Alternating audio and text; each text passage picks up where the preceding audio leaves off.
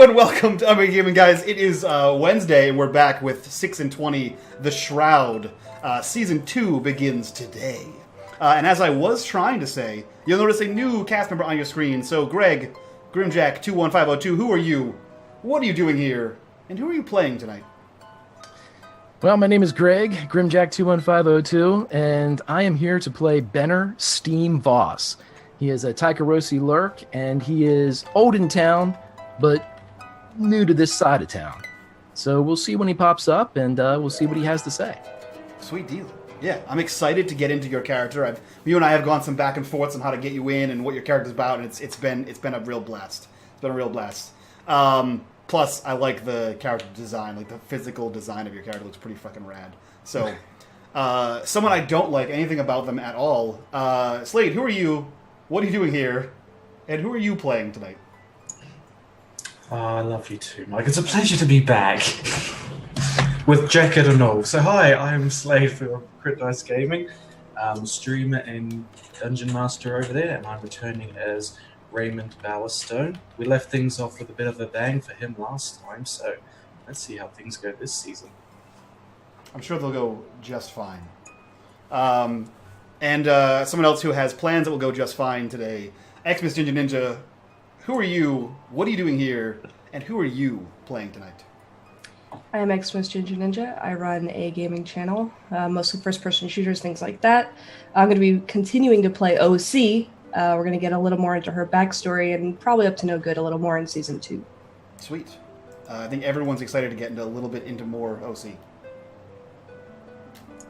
Check.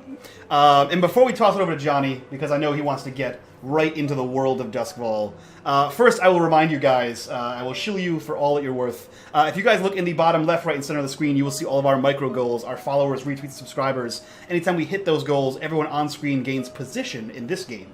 If you'll note the donation section down below, it's mostly tailored towards 5e. If you type in ! Blades, I think it's been 3 weeks. If you type in, yeah, I think it's Blades. BITD? What's that? No, it's Blades. No, it's BITD. You right. Thanks. Thanks, other team member, apparently. Thanks, I should mod here. Me. If you guys type in !BITD, you can see the unique donations for Blades in the Dark here. And we're also starting 2 new things. One thing was announced 3 weeks ago, and this is the first time we're going to mention it. We're giving away another Blades in the Dark book this season. However, this season is based on artwork. So if you guys see a cool character, a cool scene, anything awesome like that you want to submit artwork for, at the end of the season we'll pick through all of your awesome artwork, showcase it on our various social media, and the winner gets a free copy of Blades in the Dark. So definitely, I believe it's hashtag Blades Art, or hashtag 6 and 20 Art, sorry. Hashtag 6 and 20 Art is the new hashtag for that. So yeah, with that, guys, the second announcement is !highlight here at unMadeGaming. If you guys see an awesome moment here, !highlight followed by whatever that funny moment was, and we'll make clips and put those on Facebook and YouTube and all those fun places. And without further shilling and ado, Johnny, who are you? What are you doing here? And what are we doing tonight? Right now, I'm currently messaging you privately, giving you a hard time about the fact of talking about a giveaway that we didn't actually talk about yet. So I love you, Mike. You're awesome. We did talk about it on Talks in the Dark 3 weeks ago. Did we? Yeah. Did we? Yeah. I don't even remember announcing it. That's crazy. Yeah. I announced it on Talks in the Dark. Yeah, you announced it. Yeah, I know. I know what happens when you announce things. Makes a lot of more work for the rest of us. Yeah, no, you make a lot more work for the rest of us. Jesus Christ. So, I am Johnny. I run the VideostoreCowboy channel, and I am the GM for Blades in the Dark 6 and 20. This is the Shroud. Greg, first off, welcome. Congratulations on coming in. I'm sorry in advance. This is going to be painful. Mm-hmm. I blame Mike mostly. Secondly, let's talk about where the Shroud left off. Lots of things happened during the season finale for both shows. The circumstances of the one shot that we ran on Saturday also had quite a large impact on everything that's going on, if not peripherally to Phantom, almost directly to the Shroud in a lot of ways, although that wasn't necessarily the intention. That's just kind of how it ended up. Where do you guys want to begin? Do you guys want to talk about the gala, or do you want to talk about the explosion? Because I think it's worth spending a little bit of time talking about, recapping and kind of getting everybody's impressions, including Greg's, because he actually was a trooper and spent a good amount of time actually watching the 10 episodes of the last season. So, what do you guys think? Where do you want to start? Don't let him fool you. He didn't watch just once. He watched several times over.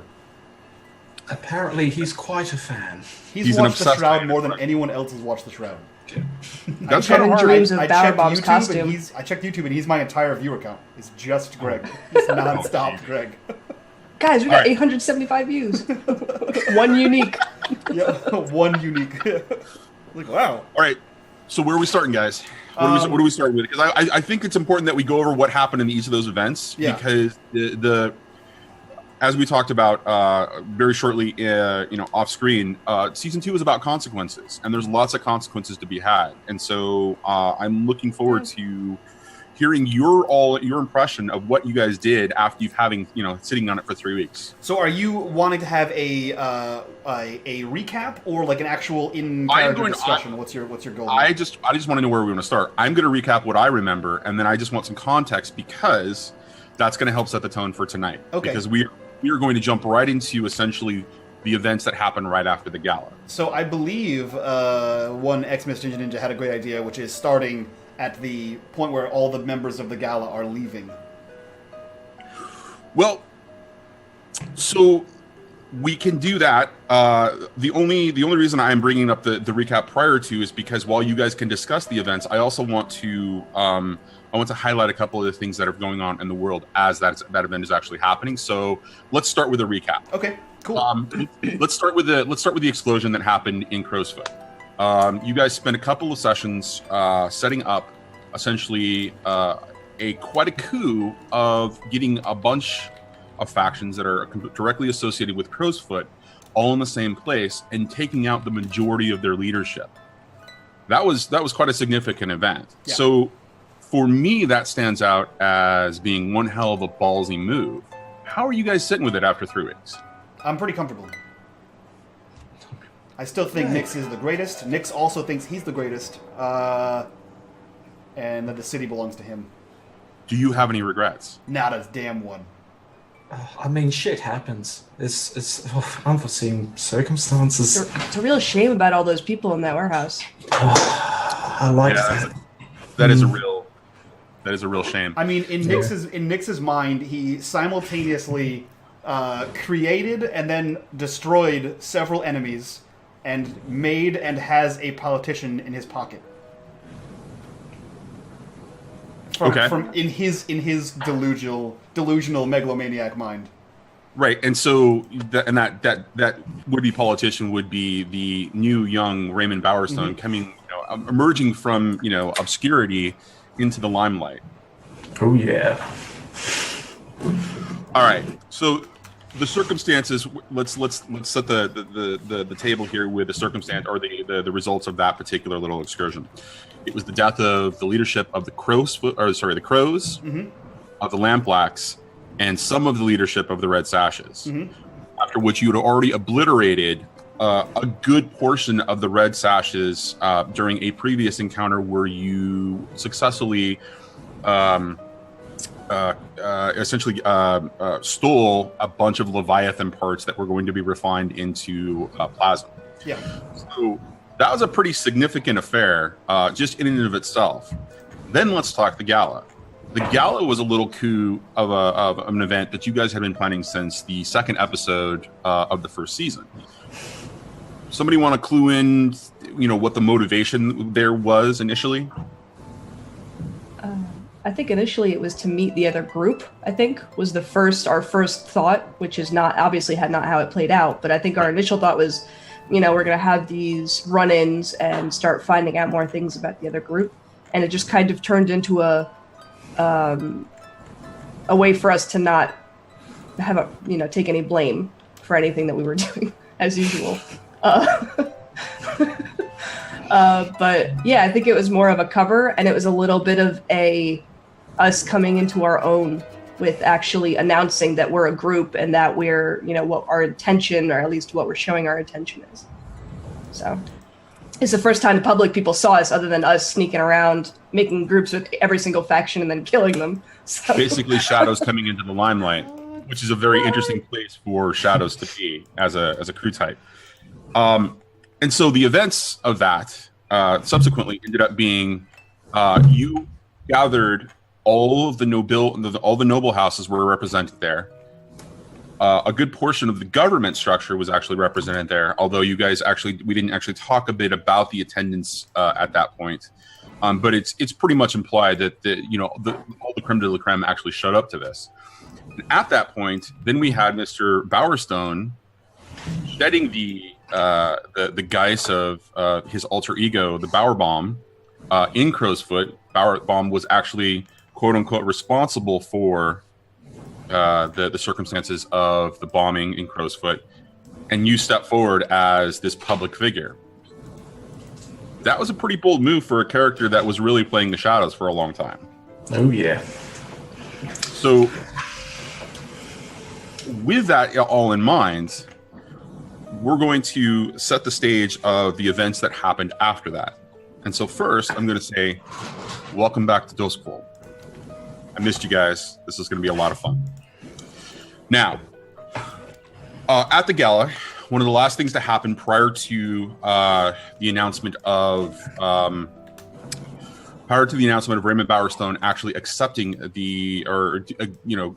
basically nominating himself for Alderman of Crowsfoot. Previously, it was mentioned by some of the Rooks Network that there was a problem, or there was a murder of the Alderman of Crowsfoot, and it was potentially being blamed on the Red Sashes. Subsequently, the plan came forward that Bowerstone would actually make this announcement at the gala as a part of it. And the other intent of the gala was to rebuild the facade that is a church on top of what is essentially the Shroud's headquarters, which is an underground location built below the ruins of the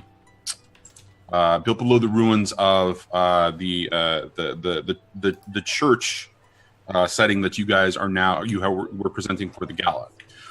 With all of that, your guests are having a really good time. The announcement goes over well. There's lots of frivolity around the announcement, and Bowerstone is receiving a ton of accolades.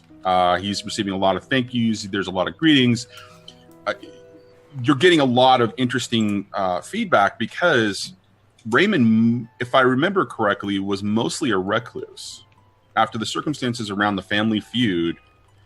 Can you want to clarify a little bit about Reymond's the perception of Reymond in the social structure prior to? So the social structure was basically the last any social event or gathering that he was seen at was in effect his family's funeral, where the nobles gathered and he was there just dead silent. And from there, he was out of the public eye. Invitations were given to him to attend things. He would refuse, but not even in his own handwriting. It would be his servants or whoever was around at the time, part of his faculty.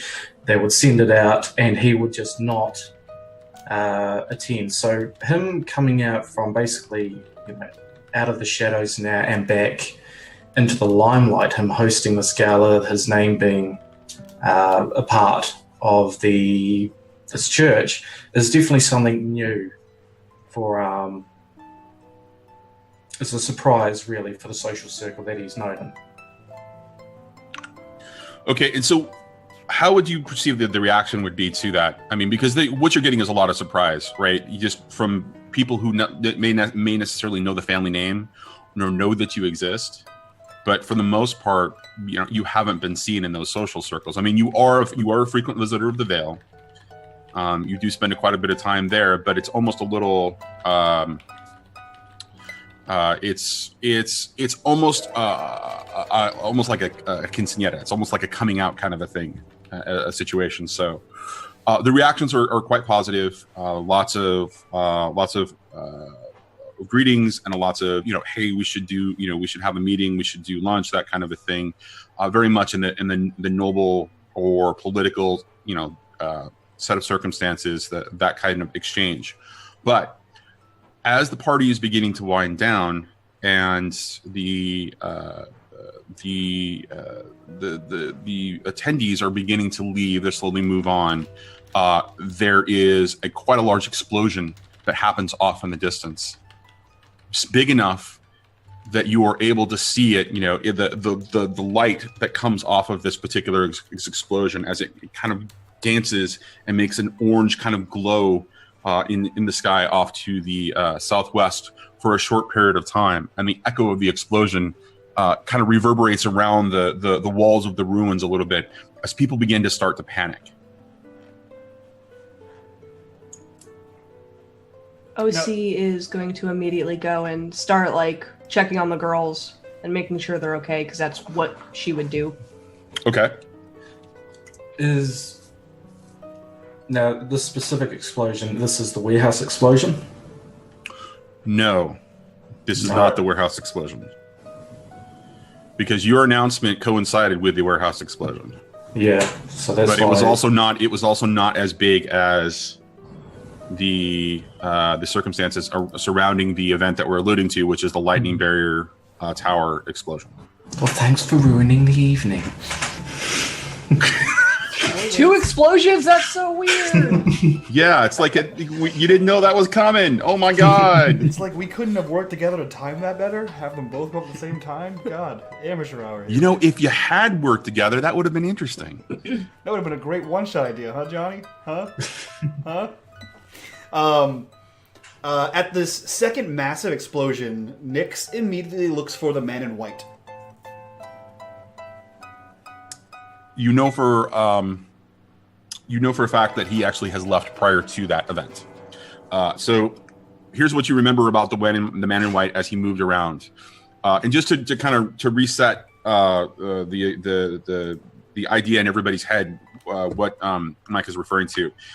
During the previous the previous episode, at the end, just before Reymond began his announcement, Nyx was playing the role of greeter at the forefront, and an individual showed up without an invitation, and basically kind of pushed his way past, but in doing so, handed off this. He had an invitation. Did he have an invitation? Yes, I thought he. Okay, thank you for reminding me. Trust me, I watched that part like 4 times. Did you really? He didn't watch anything else. Just that one part. I took notes on it. I posted it in our special private chat. I posted the clip of it. Oh, yeah. Wow. Yeah. All right. I did not remember that. Thank you very much. Mm-hmm. Okay. So he did have an invitation, and when he walked past, you were if I remember correctly, correct me if I'm wrong, you were a bit uncertain about the circumstance because you did not recognize him. He was not necessarily on the list. I didn't recognize him because I focused on the more important people on the list of things, on the list of attendees. I didn't recognize him. He refused to give a name. He had a strange symbol on his cart. He was all dressed in white. His cart was white, and he had an albino goat. And he handed me a note that said some things. So it wasn't just that he had an albino goat, and it wasn't just that his carriage was white and that he was dressed in white.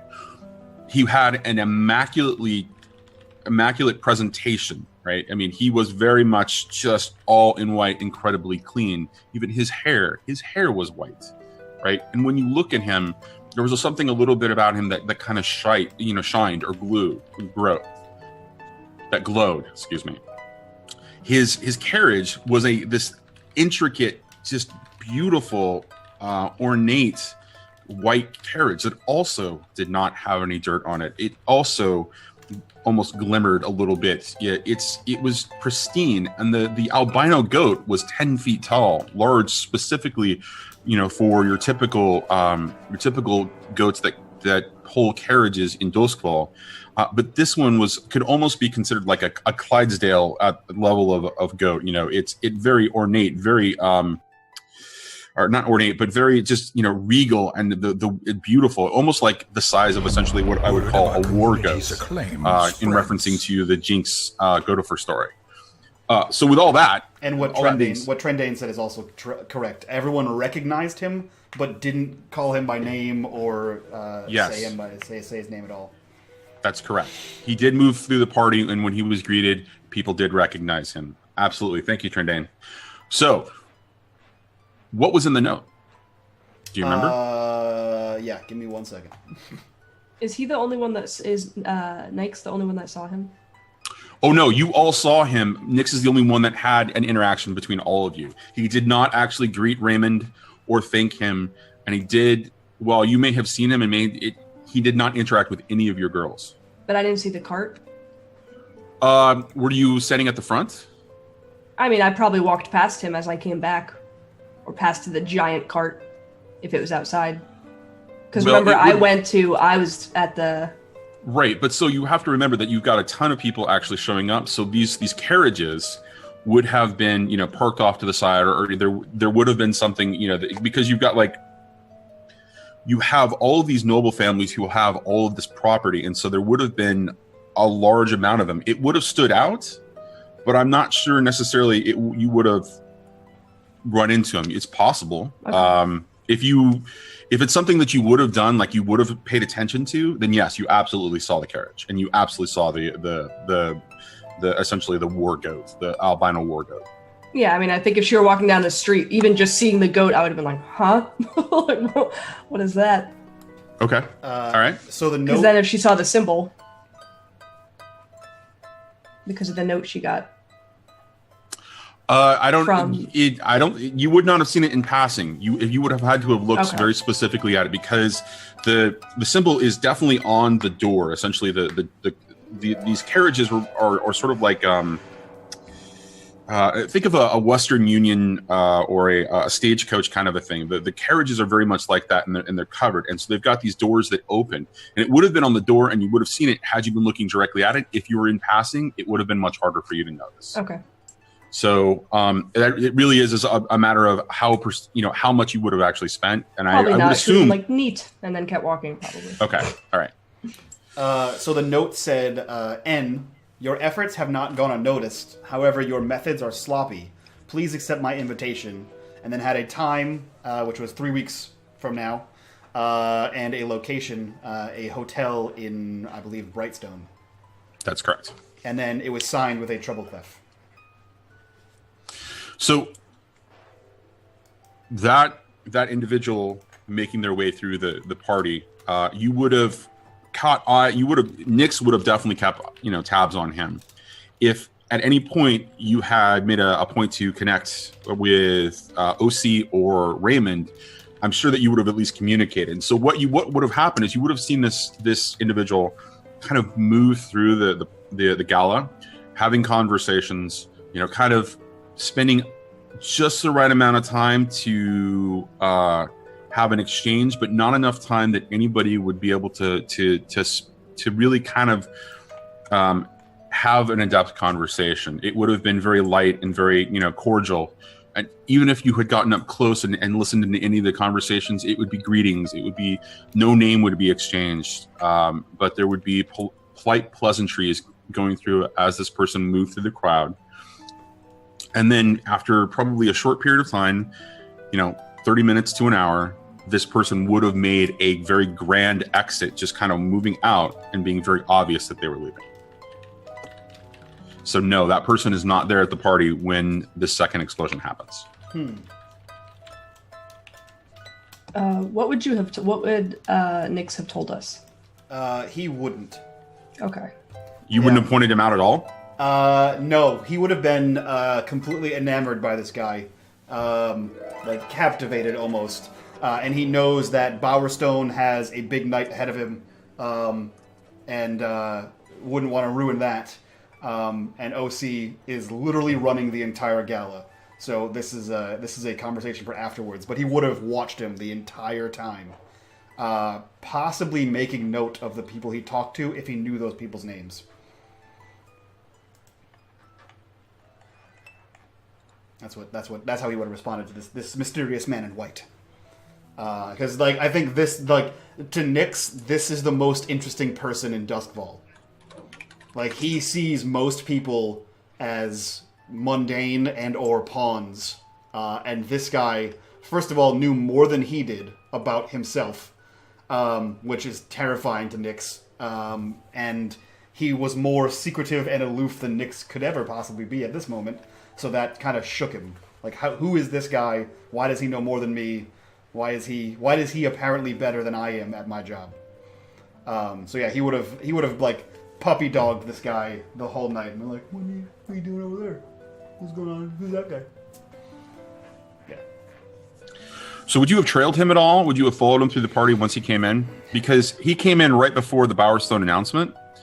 And at that point, the majority of the people that you would have expected, from city officials to the imperial governors, for lack of a better word, entourage. The Lord Governor would not have showed up himself. This is not the kind of a thing where he would have deemed it reasonable for him to show up. But a majority of his essentially cabinet probably would have shown up, given the type of gala that you were setting up. I don't think he would have like tailed him, as in like followed him around, but I think he would definitely like take passers-by and like look who he's talking to, and then go busy himself. And then when he moved, he would take a pass by that area and see who he's talking to, and then go find someone else to talk to nearby. Okay, so one of the things that you notice about this, his movements through the crowd, is that he is not obvious in communicating with any particular group or individual. He's not singling noble families out. He's not singling out government officials, whether they be local or a part of the Imperium. He's not even singling out any of the clergy from the Church of the Ecstasy of the Flesh. He is very much just working the entire crowd. But he did avoid Reymond, and he did avoid, or not avoid, but he didn't make an attempt to go out to speak specifically to OC either. And OC, if you subsequently, you're going to ask me this question, so I'm going to give you a little bit of information right now. Had your girls seen anything, or had they communicated with him? Absolutely not. They did not have any direct contact with him. They may have been a part of a conversation as they were working somebody who was in conversation with him, and they would have gotten the exact same thing that I was giving to you guys earlier, which is pleasantries, no actual name coming from this individual. And conversations didn't last long enough for the person that was engaged by him to respond in a way to engage him about himself. Okay, got it. So we will stop asking about him until we meet him. It's pretty much. Well, no, there's actually a couple of other things that you could ask me about him, and it really would come down to the question that I would have is given the excitement of the night. How perceptive would you be of any one particular individual, given how large of a group that you were dealing with? I mean, because he does stand out, and there's a couple things that could come up, or you can discover that based on meeting him moving forward, or having conversations with anybody else at the party.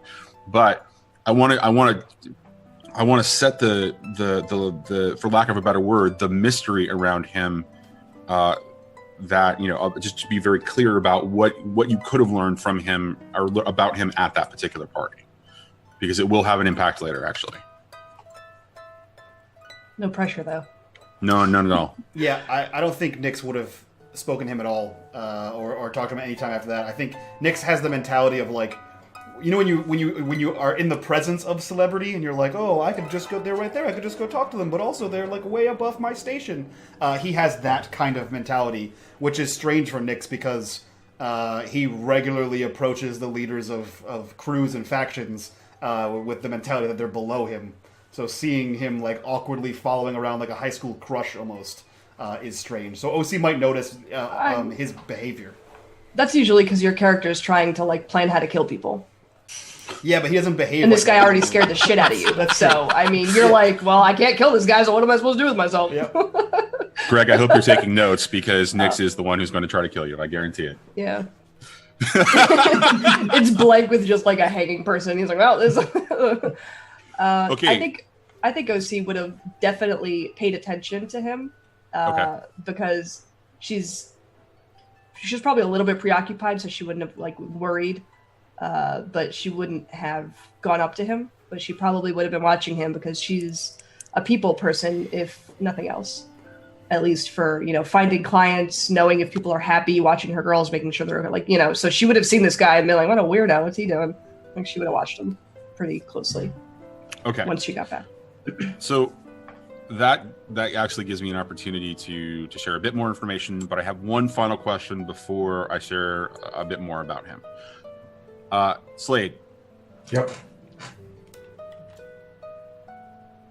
All of the greetings that are all of the engagement that is happening towards you is starting to overwhelm you a little bit in respect to just the amount of adulation or congratulations that are coming your direction. But through all of that, you would still make choices in engaging very particular types of individuals. Would you have been involved in a conversation with anybody in particular? And if you saw this particular person, because he would have been obviously walking around, would you have tried to engage him?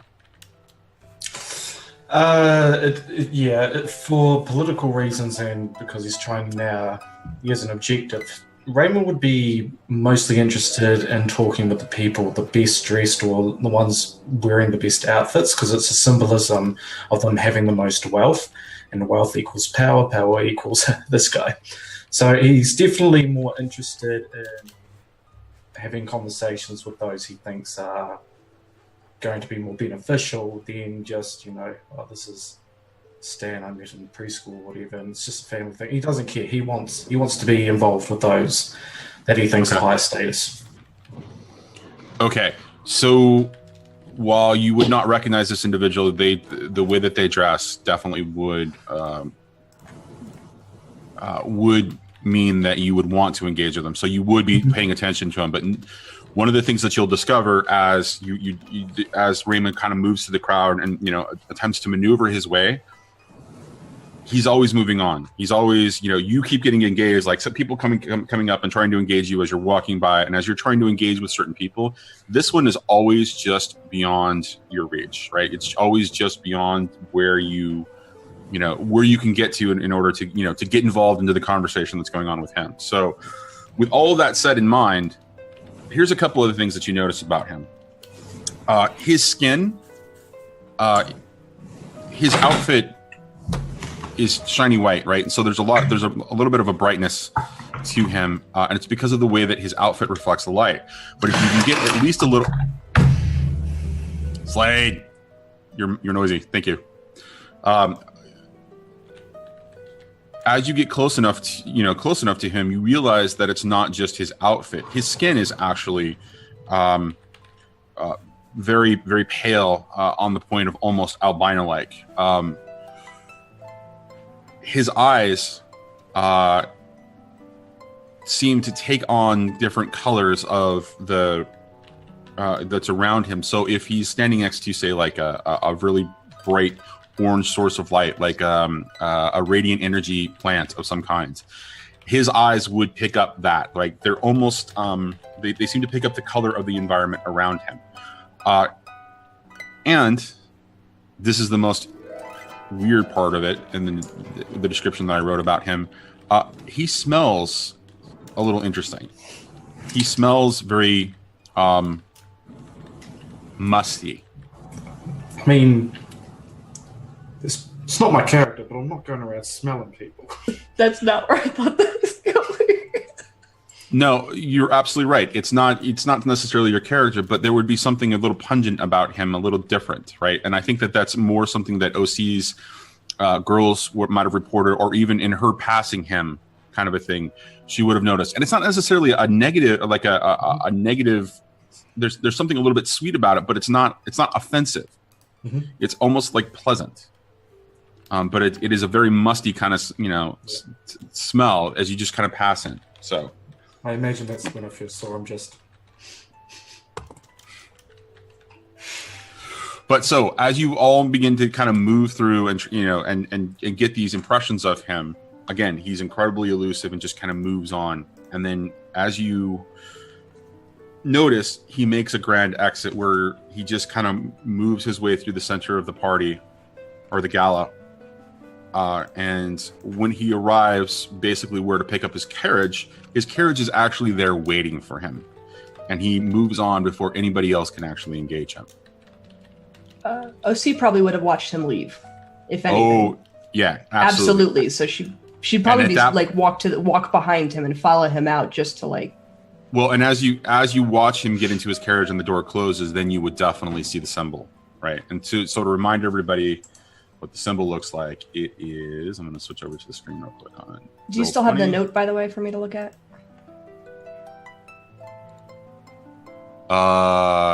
Does Nyx have the note? My note from Nye. It was yes. I absolutely did not save it. Sorry. Okay. I'm the worst. Yeah, you are, because I'm gonna have to go and find it now. Yes, we will touch on that shortly. Yeah. Anyways, so this is the symbol real quick, just so you guys can see it again. And so that symbol was on the notes that Nye gave to you.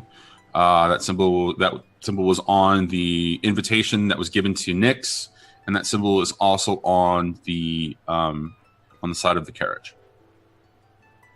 So we're gonna go back to the map. And okay, so that sets up all the interesting events that could have potentially happened at the gala and the circumstances around this man in white. The explosion just happened, the lightning tower. Mm-hmm. How are you guys reacting? Man, I wasn't prepared for a lightning tower to explode. I'm not gonna lie. I usually plan for all eventualities, and that wasn't one of the ones I planned for. That was the least likely outcome. How does everyone else respond? Like the entire crowd of people? So the entire crowd, again, this is towards the end of the night, so a lot of people are starting to actually leave. You know, they're saying their goodbyes. You're doing the greeting of, you know, not the greeting, I can't remember what it's called when you the formal exit. Yes, the salutations.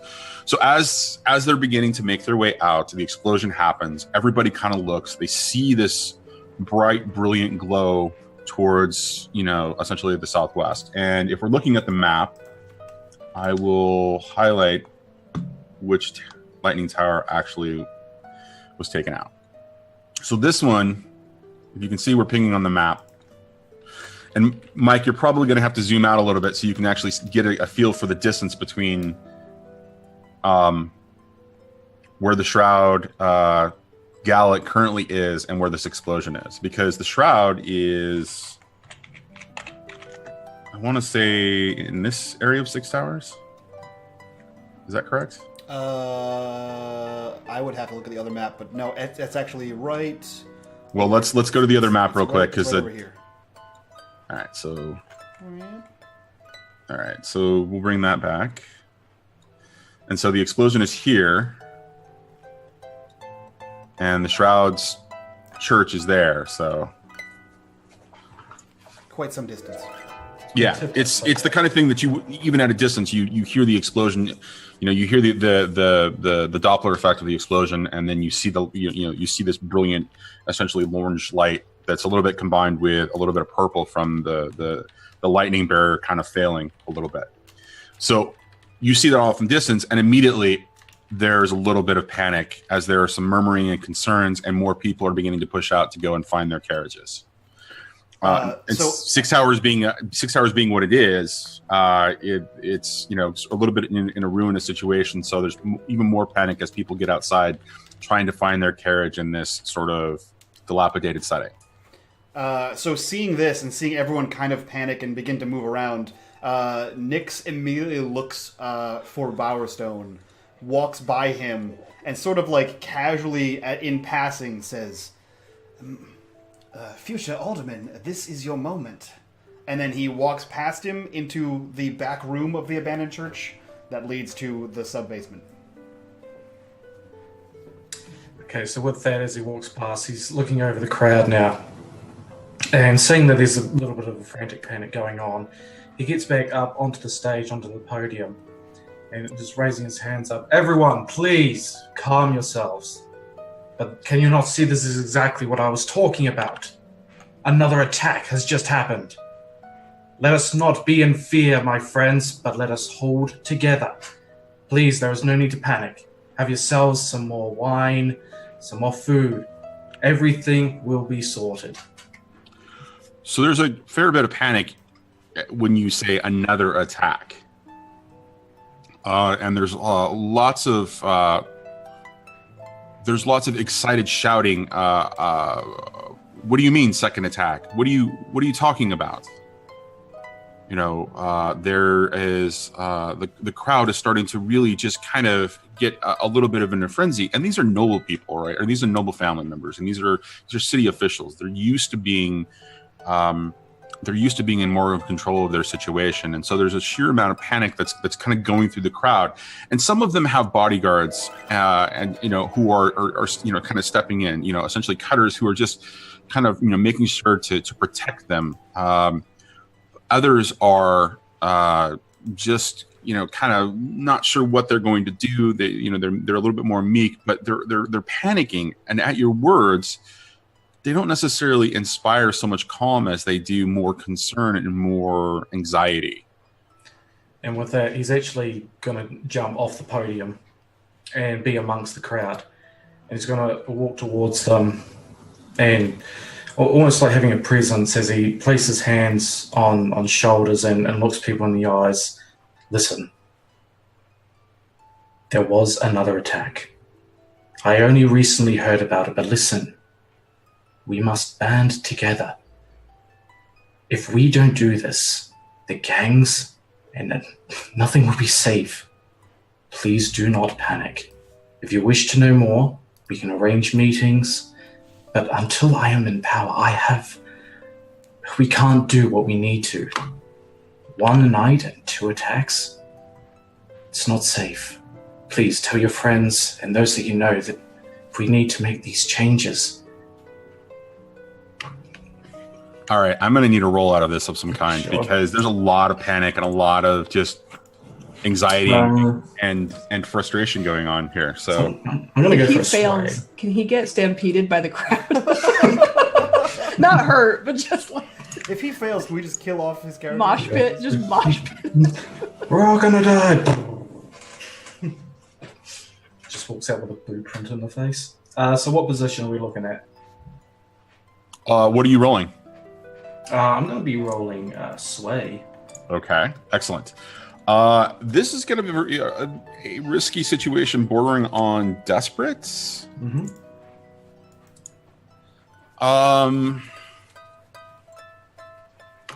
What do you guys think? Because there's a certain level of desperation in this, in that if it does not go well, he could essentially start a riot among, or not necessarily a riot, but an out-and-out panic among the noble families and the city, and you know. I'm thinking because the explosion was, you know, not in our district, and there's still a wee bit away. That it's not in the not in the immediate threat. Right, but but by your own admission, you talked about 2 explosions and nobody was aware of the second one. So there's a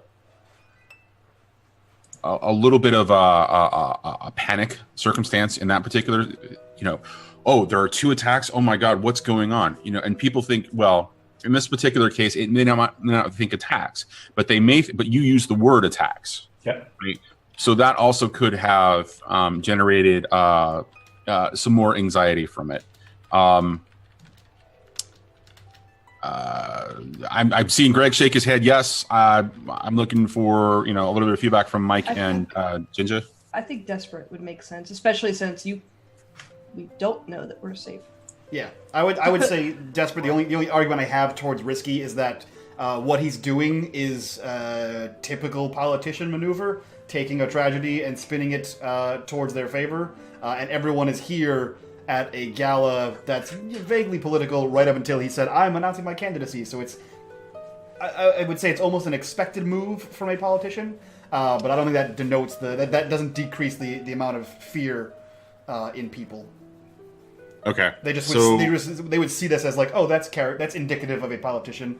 They wouldn't be like, it's not like he's the way, like, you know, he's inciting fear. He's just playing on their current fears. Right, but so I will go back to the word that he used very specifically, which was attack. He said 2 attacks, right? And so you revealed the fact that there were actually 2 attacks tonight, or that he says there are 2 attacks tonight. So the crowd wasn't aware of one, and to use the word attack also implies something very specific. So I really think this is going to be desperate. Okay. Yeah, I agree. that's fine. And I think I'm also going to be using a red hit ring and scroll back up. Well, hold on. Let's talk about effect. Yep.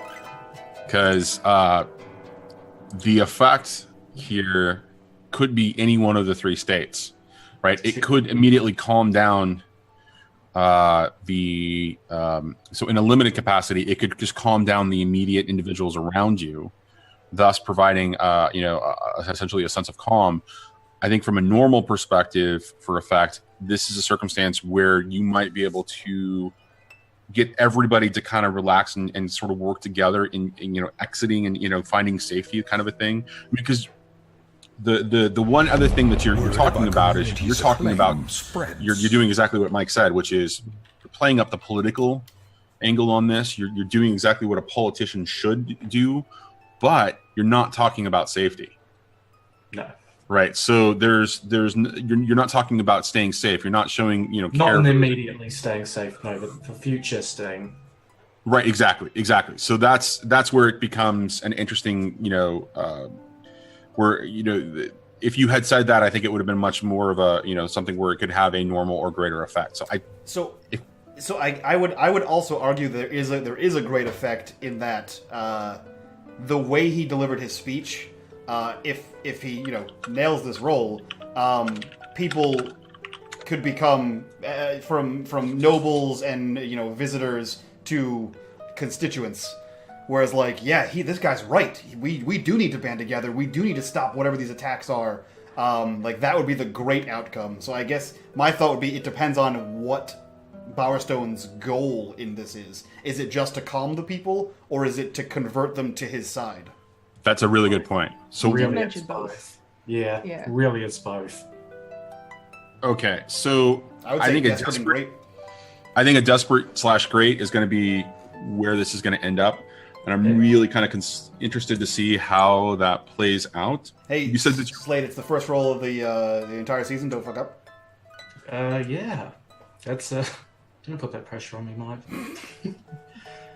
So I'm going to use a position. Real short.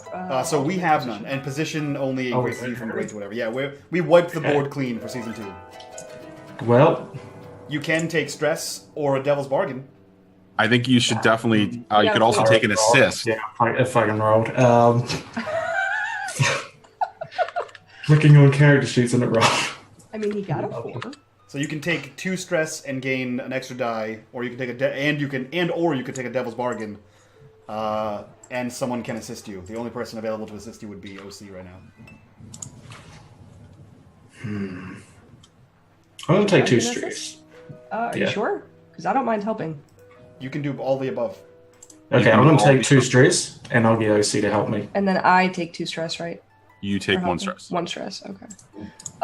She's going to start looking at all of her girls and kind of getting them to help calm people down and, tell people that we're sending people outside to make sure the streets are safe, and get some of my people to go out and just kind of direct people and help out there.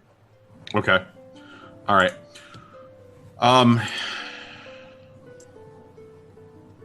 Are you sure you don't want to take a devil's bargain? You are so pushing for this. It's making me real. So I'm not pushing for it. What I'm letting you know is that. Let's see. You've got 2 in sway right now? 3. You've got 3 in sway, plus you've got your 1 die from the assist, and you've got your 1 die from pushing yourself. So you've got 5 die there. But it is a desperate position. If for whatever reason the roll doesn't go your way, we're all gonna die. So it's not only desperate; it's also great. So you want to ensure the most success here. That's the only thing I'm going to raise. I'm not going to pressure you to take a devil's bargain. So I will tell you, since I think I'm the only person who's taken one this season, I think you get to know what the bargain is before you say yes or no. But once you Okay. say yes, success or fail, that thing happens. Let me know. Let me know what the bargain is then. Let me know what. So you want to know what the devil's bargain is before. Okay. So, not tonight. Not in the context of the gala tonight. But subsequently, there will be attempts on your life because you declared yourself as a public figure. Oh yeah, let's have a dice for death. Oh, fuck. No, I said attempts. I did not say they would be successful. I said attempts. That is the context of it, Have right? you seen Reymond Bowerstone fight? Exactly. That does well. So here's the thing, right? And let's put a little context into this, right? I can hire you a bodyguard. Exactly. As a politician, as a noble family member who is going into the limelight, you are definitely going to want to add somebody to the mix who is going to be. I don't know. You're gonna need one anyway. Yeah. I am going to need one anyway. Is what he's saying. So just get 2.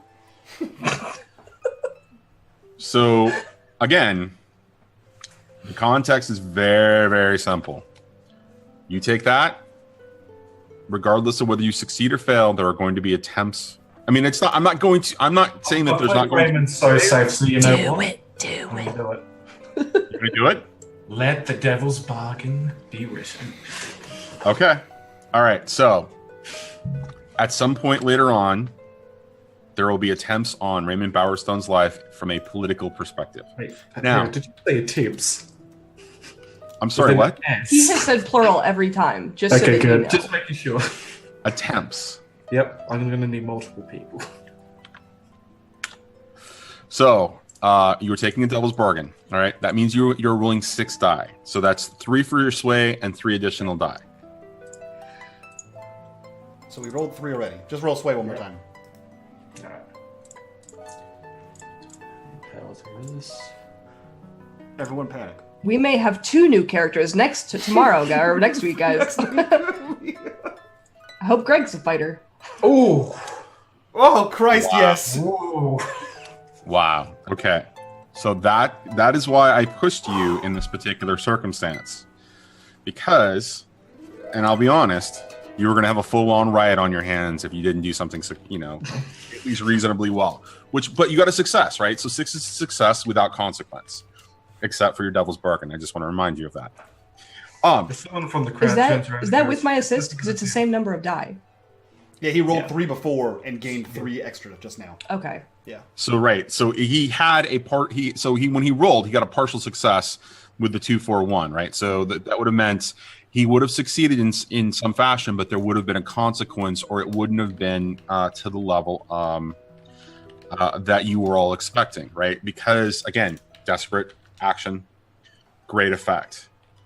In this particular circumstance, because he rolled the second 3 set of dice and he got the 6, it means he got a complete success without really any consequence that is immediately obvious or going to affect this particular situation. I actually want to do. This is actually a great opportunity. I want to change something that we've done in the past, specifically around experience. I want to acknowledge, Slade, that you just actually rolled a desperate action. So take 1 mark 1 XP off specifically on your character sheet for that attribute. I just want to make sure that we acknowledge it as it happens, because it's much easier to keep track of than if we try to do it at the end, where we're looking back and going, hey, well, did we do this, did that? It's whatever. All right. So as you begin to speak, Reymond, as you're talking about this, the crowd immediately around you starts to kind of listen, and your persuasiveness is overwhelming, right? They just the immediate individuals around you, as you get down into the crowd and you start to you're like, you put a hand on a shoulder and you look somebody in the eye, it has an immediate calming effect and an overwhelming sense of just control begins to kind of move through the crowd as people begin to get quieter and quieter as they listen to you and they stop panicking. And so now you have this crowd enraptured, right? Now you've got them with this opportunity as they are all now listening to you as you say, there are 2 attacks, but we're going to take care of this. We're going to take them back.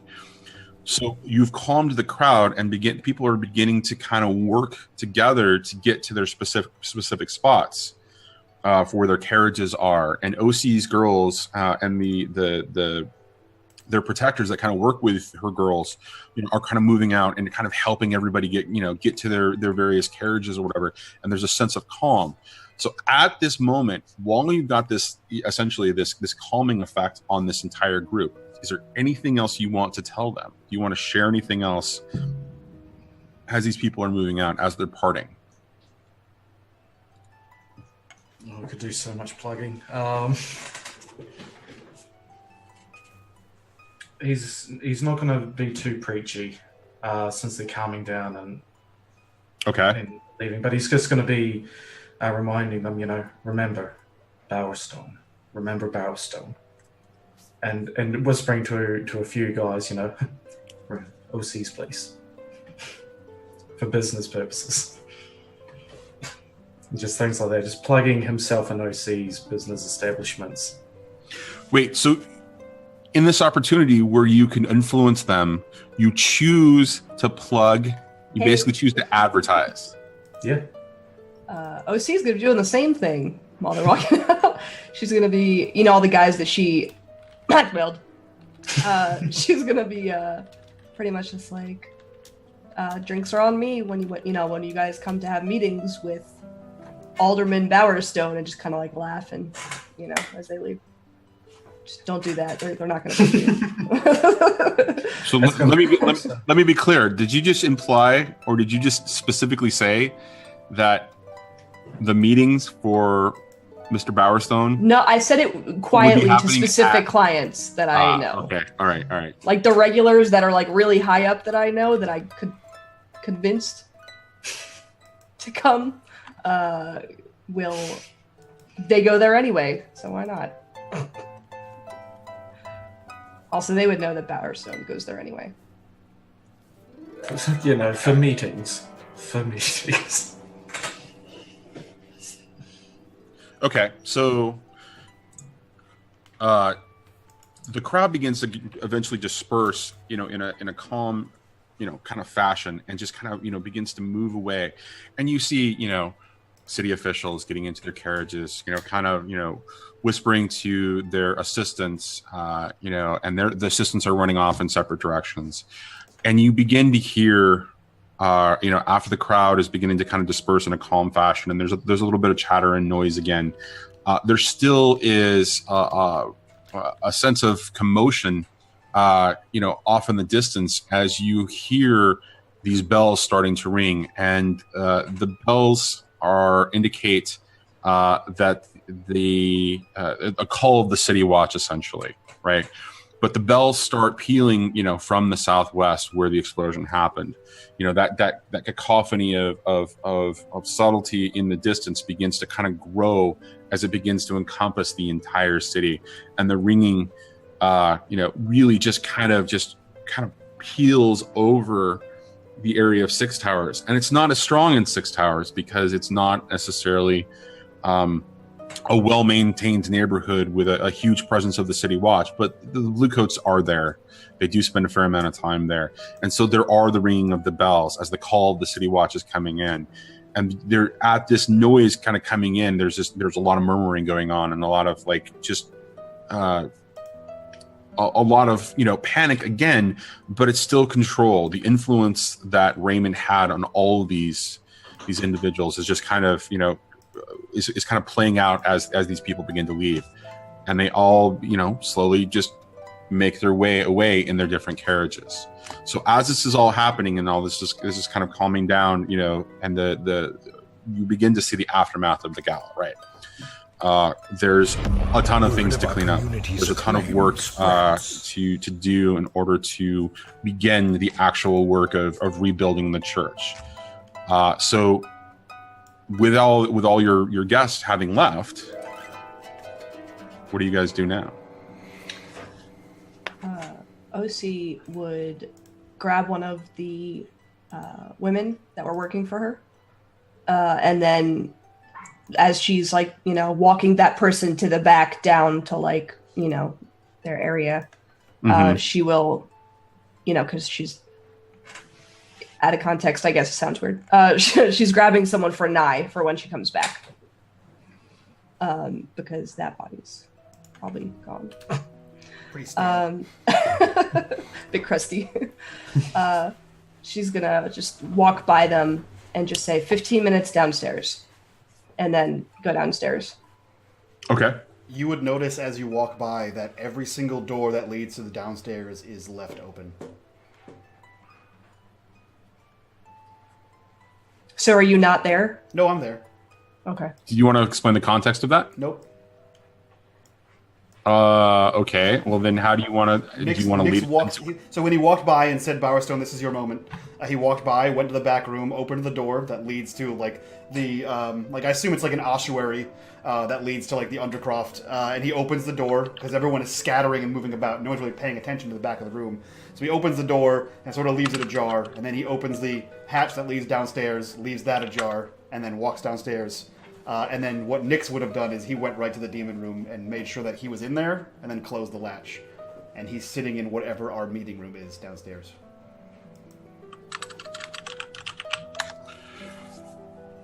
Okay. All right. So when you look in on the demon, he's smiling at you, but he's no longer chained up. God damn it. He's just sitting there on the floor. We've seen that. Old tricks. He slides the thing open and he just kind of peers in. And he just says, I see you've made yourself comfortable. You and I should have a talk later, but now... not now. Good night. And he slides it closed.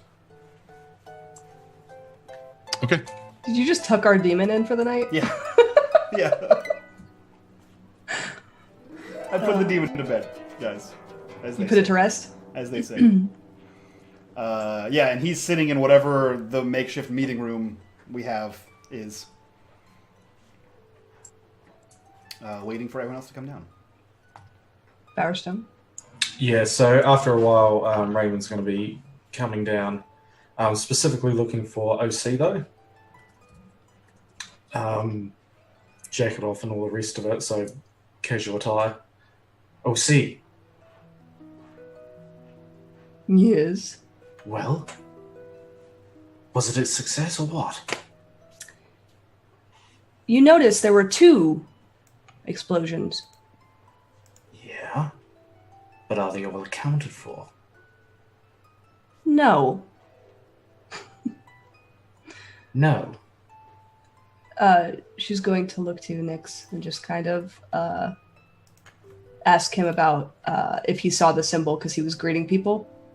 She's going to immediately just jump into it because that's her immediate concern. Yeah, so you would see Nix and he's kind of like nonchalantly back in like, I assume, like some kind of plush chair. And he has like a, like a, what do you call it, stock paper? Like the nice pressed card, and he's just sort of flipping it back and forth and flipping it back and forth in his hand, just sort of rotating it. And as, like, if you're paying attention and you ask him, he just sort of looks at the card over and over again. And as he flips it a few more times, you see that symbol on the back of the card. Okay, I have a quick question. Hold on, I have a question because you guys are. It wasn't clear that you guys actually went downstairs when Reymond engaged you. Did you guys go downstairs specifically to have that conversation? To have a conversation about everything that's happened. As I understood it, Nix was already down there. OC left, and Reymond was doing stuff beforehand. So while she was going down, after he did his stuff, he went down looking for her. Okay. All right. I'm sorry. Go ahead. Continue. OC's going to hold her note out and say, did you end up speaking to this man who was in this, who brought this carriage with the symbol? Huh? Oh, yes. Yes, you noticed him, I believe. He was a man in pure white. Gleaming endowment. White carriage, white goat, massive white goat. He meandered around the party for a bit and left. And his name? He didn't give one. It's troubling. She's going to hand him the note that Nye gave her. What does the note say? All right, hold on. That's right. You can send that to me in a minute. No, hold on. So he takes the note and begins to read that. And he looks over at Bowerstone and says, "Relative success. Fortunate that half of you is now dead." So something you wish to share if you're just going to be handing around cards? To be fair, with your demolition skills, you probably would have killed yourself anyway, so it's probably better this way. What happens when you kill someone in Doskvol? At this point, you guys look over in the corner, and there's somebody standing there. Well, it's about time. Sorry, I don't believe we've met. Reymond Bowerstone. Alderman. The question was not rhetorical. What happens when you kill someone in Doskvol? A phantom rises. You're about to find out if you don't tell us who you are. Oh, see, we don't say that to members of the public. Oh, it's perfectly fine. I am a stranger to you all, but we have mutual property that I would like to see remain safe. But, so you're responsible for the first explosion tonight? Oh, no. You must have heard something. Come close. You're responsible for the first explosion tonight.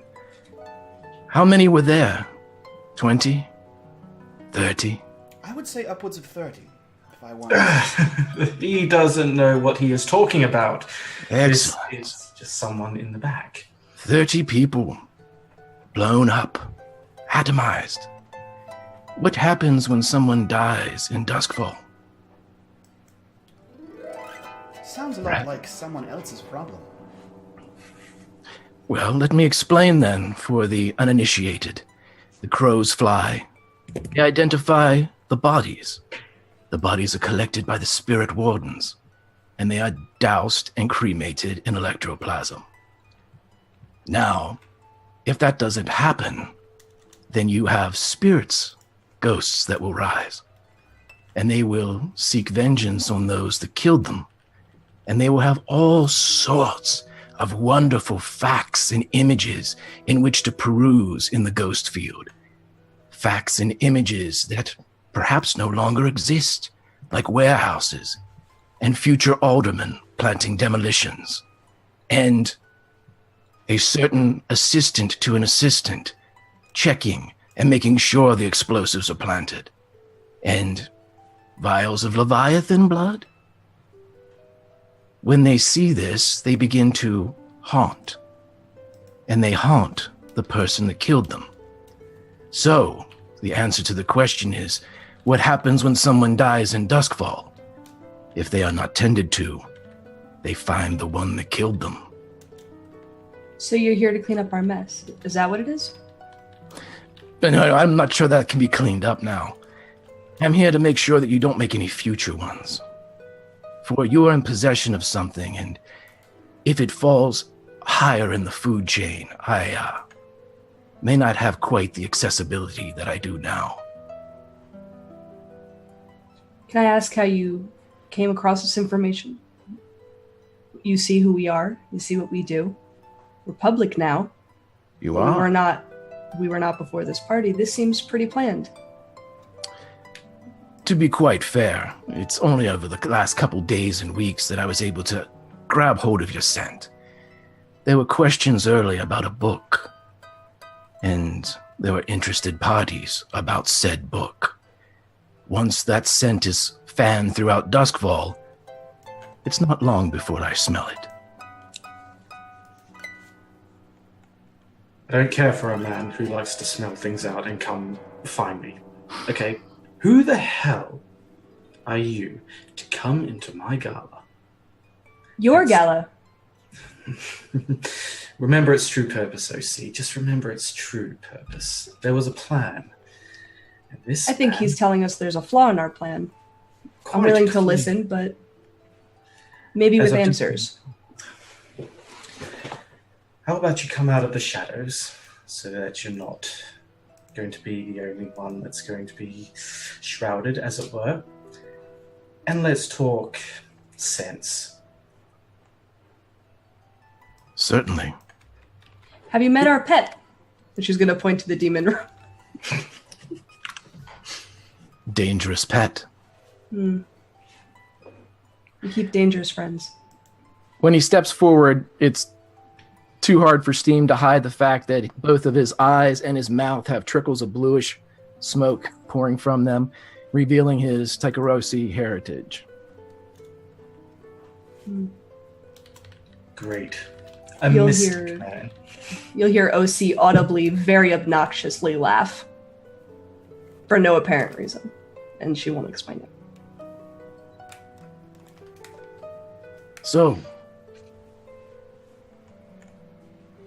what will it take to gain access to your precious book? Nix leans back in his chair and hands the note back and says, "What do you make of this?"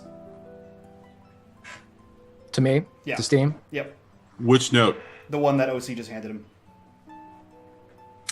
Okay, so I'm going to give you some context on the note. I don't have the specific thing pulled up because I can't seem to find it in my notes.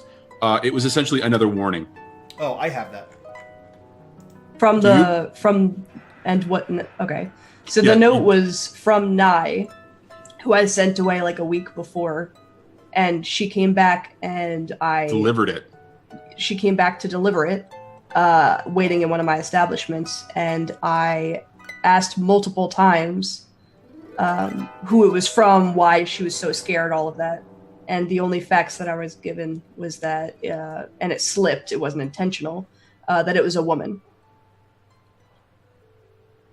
All of this, which I am relaying to, Is there anything you're for how keeping I got out it. of that story? Like intentionally keeping What out Nai of it? looks like, Okay. what her person, because that Um, person is also dead. Yeah, so the person that gave it to her has been dead for 500 years. As well. Mm-hmm. I think that's it. Yeah. And then they said the symbol was danger. And I think Johnny said that you, OC, recognize it as some kind of counting system. Yeah, so he hands the note back to you, Steam. He says, "What do you make of this?" Steam takes it. Another warning. You seem to acquire them. Well, the first one was an invitation. A gleaming endowment. I wouldn't know anything about this. It's hard to keep track of how many breadcrumbs you leave. I'd like to think just the right number. Speaking of the right number, Fragolini donates $5 hairs and says Nix gets a free flashback. And he Fallen 121 donates $1 hair and says advantage or as close to such as there is for Steam for astonishing roleplay. I feel haunted, really like horrified, not as much as Reymond's smell.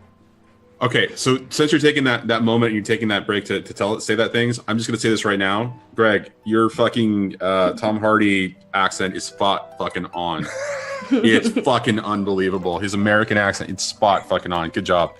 All right, so note gets handed back to you, and you want to do any? I mean, Yeah, so Nix looks back and he says, "Well, you said we have property you like to ensure its protection. Which one of our vast establishments are you looking for?" A book. Which book? You know which book. I have several. You know which book. I assume one of two at least, judging by your mysterious eye color and choice of breath. You want...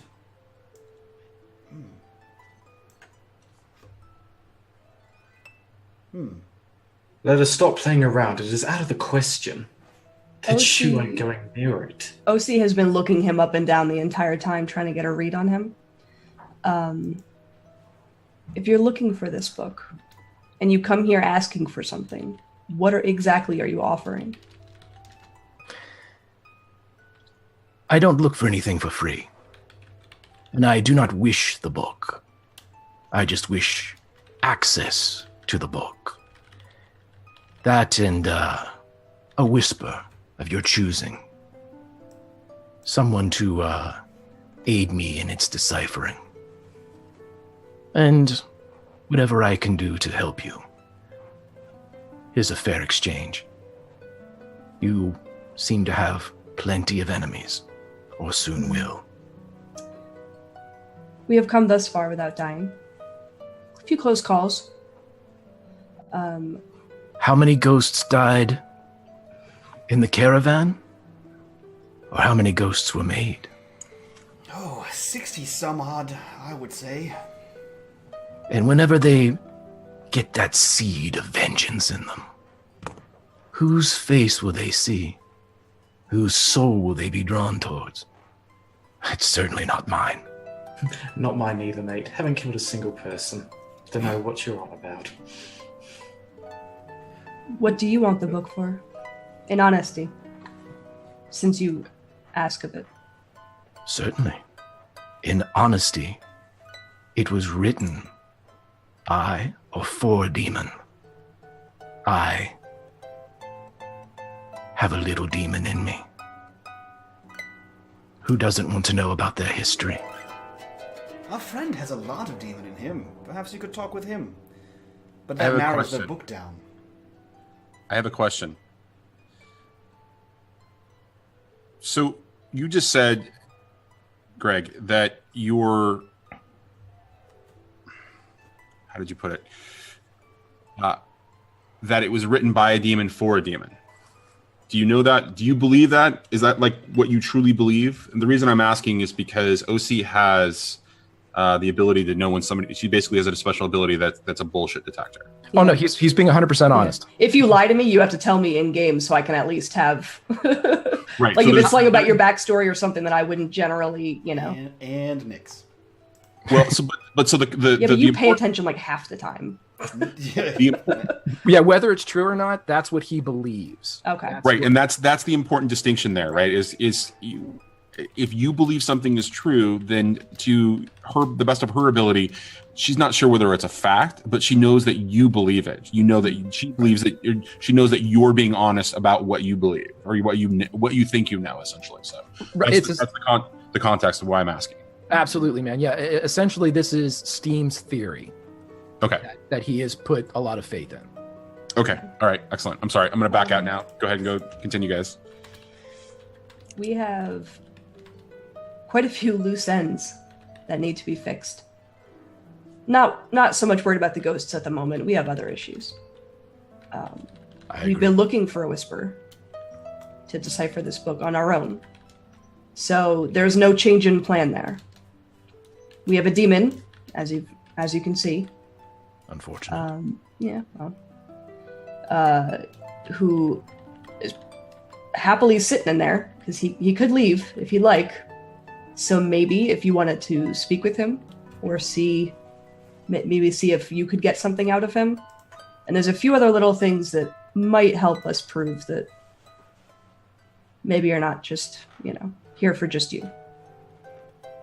My dear, if you want me to speak to a demon, you're going to need to give me the fucking book. Now, if we want to talk real business, then I will certainly help you with loose ends. I'm an excellent tailor. But I can also gain access to the book.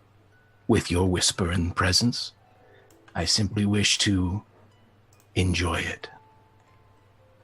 And will you tell us what it means? Will you decipher it with us, or will you take the knowledge? I will share everything I learn. And as he says that, Nyx looks to OC and says, Dear, he doesn't want your book. He wants the other book.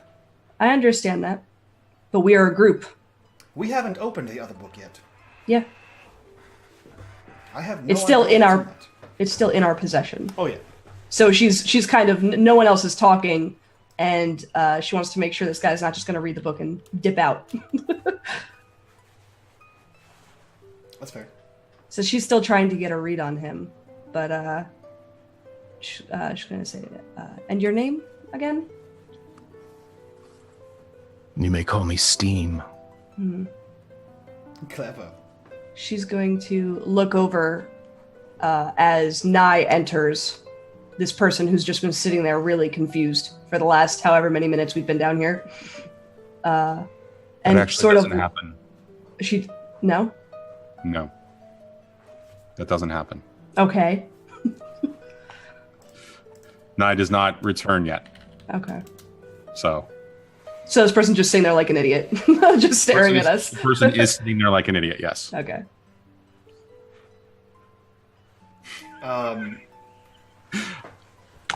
So yeah, Am next- I the only one going insane here? We've just had this random guy in our basement, and you want him to join us? well, to be fair, he's been following me for, was it 4 weeks now? 3? My So not only is this your fault, another Nick's problem. I'd say you're all equally to blame for my appearance. Well, except for her. She's neater than the rest of you. points to the random person. Oh, see. She's just gonna like smile and yeah, because she's usually cleaning up Bowerstone's messes. Failed explosions. That never happens. Happens to 1 in 3 Bowerstones.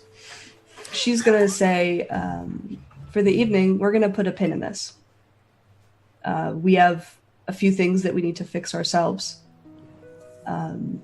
You will speak to the demon if we get the book, so, like, since we agreed on it. I guess that's all we can do for tonight. And she's just gonna walk upstairs. I'm sorry. I'm sorry. Go ahead. No, go ahead. Go ahead. I'm sorry to have interrupted your victory party, Alderman. He nods at Nyx and disappears. Next So I time. gotta- Go. Sorry, Finish Greg up, Slade. Finish up, guys, and then I've got some questions for Greg, and then the night's not quite over yet. Sure. Slade, go ahead. So he just turns to Nyx. Is there anything else you wish to tell us? Is there a grandmother with a sword cane that's going to come and stab me in the back? Not of mine. My family is quite dead. But I do have a party to attend to in about 3 weeks. So that should be fun. No more secrets. Nyx, no more, okay? I'm serious. Did you tell us about that yet, or is this you telling us about it? It's on the card in your hand. Okay. Because she saw the symbol, she didn't take it from you. He So- handed it to you. Okay. Yep. Yeah, I was and going then to you, also. And then you handed back your half of the note. Yeah. There's also. I imagine that there was going to be an exchange specifically around that too. So that was one of the reasons why I don't think the night was over yet. So. Yeah, she'll stay if he left. She just didn't want to talk about it in front of him, but I'm sure he can hear anyway, so she's just going to go about her business. Because he All right, literally well, disappears. Let me ask Greg a couple of questions then, and that way it sets up the context of the conversation that you guys are going to have, where you think he is, he may or may not be there. So first things first, let's talk about Steam and his ability to appear and disappear. Is that theatrics, or is it something akin to related to his demon state? It's part of the lurk playbook. I can slip into the ghost field and. Right. Okay. I wanted to clarify what was going on there specifically, just so that. Yeah, it wasn't a Batman disappearance. I didn't like. Well, that's perfectly fine too, because then the question, becomes, what is it? So their headquarters essentially has, I guess it's level 2 secure. Is that correct? Yeah. Mike? Yep. So you would have to be exceptional to be able to slip in, and he left the door open for you anyways. So that would be, the explanation on top of why you were able to get in, regardless of the fact that they have that. So that's number one. Number two, let's talk about your awareness of the information. I love the circumstances where you just kind of laid things out. How does Steam know about some of these events? Like, is there a relationship that you and Mike aren't telling me about, Nyx and Steam yet? No, there's nothing we haven't described other than Steam basically, if we're going by a chain of events and giving the viewers a timeline as to how Steam would kind of fit into this, Sure. All the way back in the first episode. And I might correct me at any moment when I goof this up, because believe me, I have Doskvol and the mechanics and everything going through my head. In the first episode, whenever he went to talk about the book, you told him that if he agreed to a devil's bargain, even with a success, it would bring about other people questioning his questions about the book. Sure. And that basically was the fanning of the scent into Doskvol. And when Steam caught a hold of it, he went after him. I watched the whole series, and basically it wasn't until the caravan caper where things started to go sideways. And I would have been able to, Steam would have been able to kind of track Nyx at that point. And Right. and by being able to slip into the ghost field and being able to basically see the events even an hour, a day, a week after Nyx or any of the other guys had been there, he could put together what was going on, you know, like the collection of the Leviathan blood, the setting of the bombs that was done prior to the actual destruction of the warehouse. He would have been able to kind of not even be tailing them, so to speak, as just know where they had been, then go in, enter the field, see the objects, catch the loops, and then be able to come back up and just basically do, you know, little past detective work, and then was able to basically follow him back here because it became very public. He wouldn't have been able, he doesn't know anything really that happened from the first episode to the halfway through the 6th or 7th episode. But from 7 on, he's pretty much been on the case. So. Okay. And then would that have been very specifically focused around just Steam doing the legwork, or would it be something of a, not in the same sense of like a spider or having like a cohort or even an asset, but would you have been, you know, greasing palms with coin or calling in favors to kind of track things down, or would this been very much you do your own essentially work? Yeah, Steam does his own work. Okay, excellent, fantastic. So great insight into the backstory. I love the fact that you use that particular point to drop in using the Devil's Bargain. That actually was going to come into play this season in a different way, but I love how you used it. So I think we're going to go with that, and we'll build off of that for what I had planned. So very, very cool. Very, very cool. Okay, one final question. When you exit, do you actually exit? Yes. Yeah, he leaves. And where does he go? Just outside across the street. okay, because that's going to be important in the context of things coming up. All Is right, it one of those, great. give us some privacy, and you're like, okay, just like go like 20 feet away in the next room. No, he's actually we out need to the talk door. about this. Right. No, he said he would. And as far as you know, especially with the abilities that you guys have, I told Mike, and Mike laughed about it, but Steam does not lie. And he might not know what he's talking about, but he's not going to lie about it. So. He believes whatever he says. Exactly, right. Well, and that's actually based on his backstory, right? The way he was raised, right? Prior Correct. to him being on this. Yeah, okay. All right, excellent. Okay, so you, from what you can tell, does anybody have any, you don't have Ghost Fields, there's the crew special ability. Did you guys take that one? Mm-hmm. You look into Yep. the Ghost Fields? Okay, so if any of you decide to, you will notice that he's gone. That So he it had- doesn't work on people or ghosts. It only works on objects. In this particular case, I'm going to say that you're going to be able to see him because if you had looked at him, you probably would have seen the objects that were on him. Because I guarantee that this guy doesn't walk around just with stuff that's just absolutely 100% normal.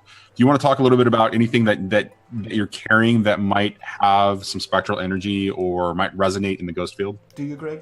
Do you? Well, I have a very fancy cape with a very fancy hood that it definitely, you wouldn't be able to get through it and kind of see what's underneath it, but the cape itself seems to be very magical or very infused with the ghost field. Don't take it, Mike. Don't take the man's coat. Yeah, there's a. I Yeah. do need a new That's the thing. jacket. I have. You got yours back. It's pretty good. I got my jacket back, but the Yeah, you got Bowerstone jacket's all ruined. No, Nyx wouldn't bother looking into the ghost field. Nyx has been vaguely aware that someone's been following his movements for a few weeks, hence leaving all the doors open as an indication. So he just trusts him to go away because he hasn't fucked with him in the last few weeks. And just as a point of fact, too, I am invisible in the ghost field as well. I can be intangible or I can be completely bye-bye. So you went the full bye-bye. So you went the full bye-bye, right? Mm-hmm. But they would. So if you had been in the room and they had looked in the ghost field, they would have noticed the circumstances around surrounding your cloak. Right. They would have seen me go intangible, and then they would have seen me wink out, essentially. Right. Okay. All right. So if anybody looks in the ghost field, if you decide to, for whatever reason, anybody has an inclination to, this is what you would notice. You would notice him not being there completely. Yeah. He knows everything about us right now, or almost everything. So we just, OC at least doesn't care. It was more of a courtesy to not talk about the guy when he was standing right in front of us. Okay. Okay. So now that he's left, I'm going to pass it back to you guys. Reymond, would you like the floor since you appear to be shitting your pants? So he just ended up with saying, Nyx, if you've got any more secrets, I think you should better tell them now. If because when I get to that position, it's going to open some doors. And if you'd like to walk through those doors, we're going to need honesty, mate. Bowerstone, I don't think you pay very close attention to Nyx if you're saying any of this. Has he not been doing whatever he wanted since we started this? He's been a valuable team member. He's a real team player, for the most part. But I don't think anything that you're saying is... He's not making you any guarantees. Yeah, Nyx stands and sort of chuckles, and he nods towards OC, and he walks towards Bowerstone and reassuringly puts a hand on his shoulder, and he says, "My dear Lord Reymond Bowerstone, I am the key to all your doors. Good night." And he begins to leave the meeting room. And he just glares at him as he walks up, and then he looks to OC. Not one plan just has to go right. You didn't die in a warehouse. All of my plans go swimmingly. Clearly.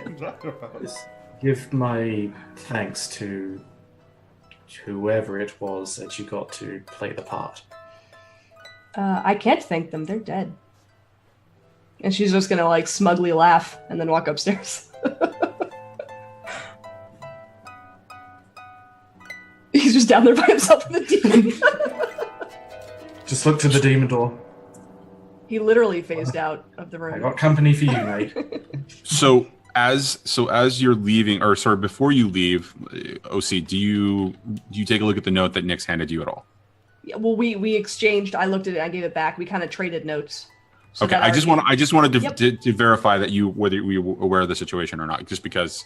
All right, so as you all begin to kind of exit in your own way, shape, or form, the bells have stopped ringing, but there appears to be a large amount of commotion in the distance. You can hear a lot of noise happening there on some of the main throughways in Six Towers. There's a lot of carriages going back and forth, and you hear some yelling in the distance. As you each make your way through the city in your own fashion towards wherever it is that you're going to end up at this moment, it's obvious that the city is on high alert, given whatever that explosion was. And none of you are necessarily aware yet that it is a lightning barrier, but there's a lot of panic, and there are more blue coats out on the street right now than you've ever seen before. What are you guys going to do in this situation? Are you going to... Nyx doesn't leave Eden. He doesn't have a house. So do you just hang out in the ruins? He does. Yeah, he used to sleep at Vale Manor, but with the only occupant gone, he doesn't want to break into his friend's house and just sleep on the couch. So he's going to sleep in the ruins, above the lair. Yeah, he could also sleep in the lair. There's beds in the other area that you now have access to. Would you really want to sleep in the same area that a demon's crashing. No. No, she means in the Under sex the dungeon. establishment. The sex dungeon. Not the sex. There's a bedroom next to the sex dungeon. Wait, do we give them access? What do you think we are? This Come is on. an adjacent sex dungeon. It's the relaxation dungeon. Yeah, just definitely make a left, not a right. Down the Well, hall. so again, would you want to be in the same general area where you knew a demon who was able to shake his bonds very easily, can move through? Because it's let's set the stage about what's going on with the church and Eden, right? I mean, above is this kind of ruinous place where there was just this gala and there's still these like lamps, burning and torches, and people are cleaning up, right, doing the thing to help. But at the same time, with the chaos of everything that's going on. But downstairs, it's this controlled environment, where you've got a couple of rooms, you've got a common meeting area. Oh, and you've got the sex dungeon where there's this demon that can bonds quite easily and just kind of move. And you're not I think move it's different. from the room, but I mean, We're talking about the cave. It's a different one. We're talking about the you're other talking sex, about the main newer, one, the yeah. newer remodeled sex new dungeon. sex you're talking about the Bower Dungeon Crush. 2.0. I can't hear you, Greg. Bower Bottom Cave is what he said. Yeah, the power bottom cave. Yeah. Yeah, power bottom. The Power Bottom. That's You right. can sleep on the power bottom bunk. Well, Greg, it's official. You're part of the team after you've said that word. That was the secret password to get into the Shroud Clubhouse. Where does everyone else go? She's gonna go to I'm- power bottom cave. That's exactly what I was going to She's still waiting for Nye, who is not showing up, so she's just gonna get real drunk and go to sleep. Well, do you take the young woman with you when you go? Yeah. Now that she's seen everything, because that was the whole plan, was meet back up and whatever. And because she hasn't, I'm like, this bitch is Okay. fucking asking me all these questions. I'm like, just shh.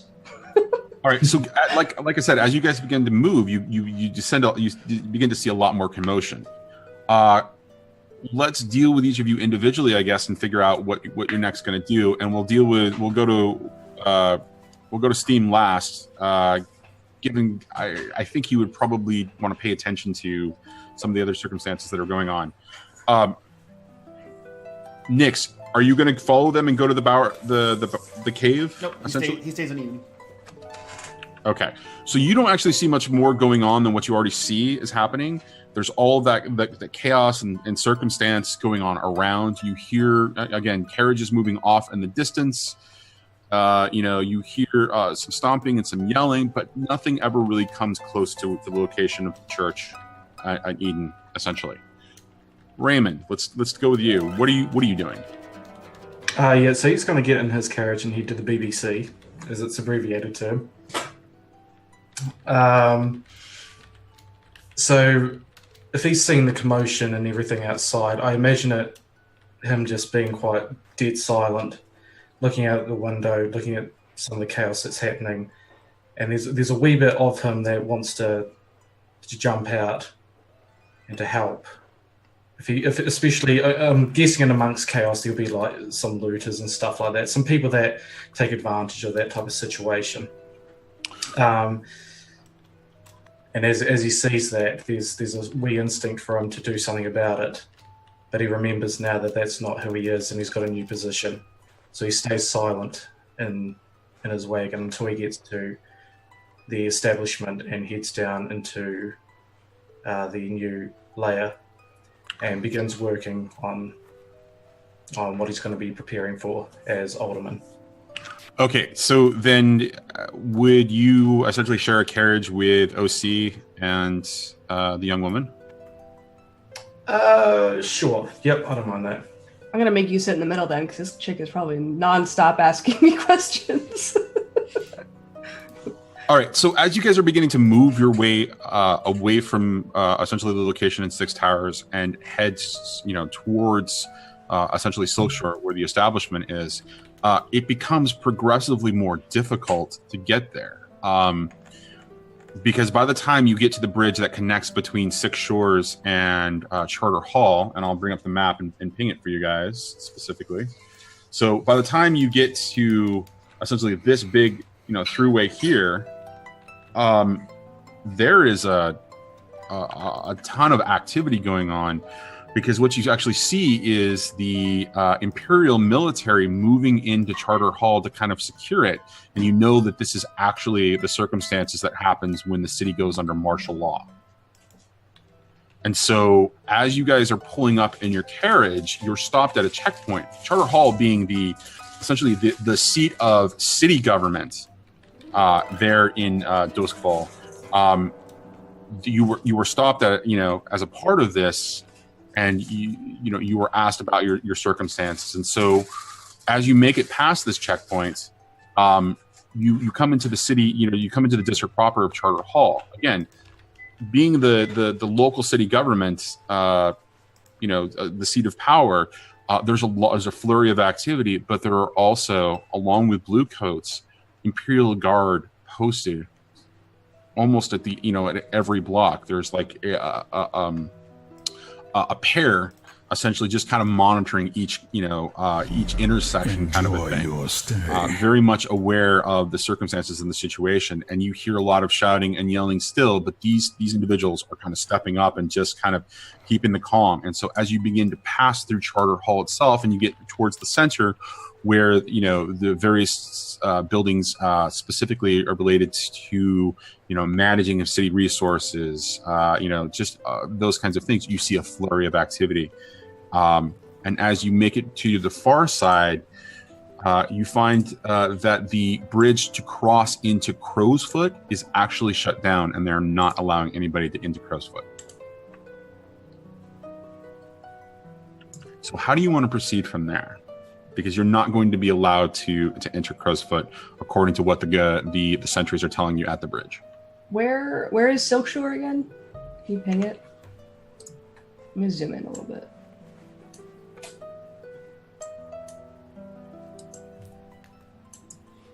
On the other side of Crowsfoot. Yeah, I'm trying to think. So you came in on this bridge. My assumption is that you would be moving through the city directly down that boulevard, because that's the main throughway through Charter Hall, where all the seats of government, buildings are essentially, your office of records, your city management, your waterworks, essentially, kind of, things, And so you would probably end up here. Yeah, she would probably suggest that they go to a one of her establishments and just stay there for the night. One of her establishments where?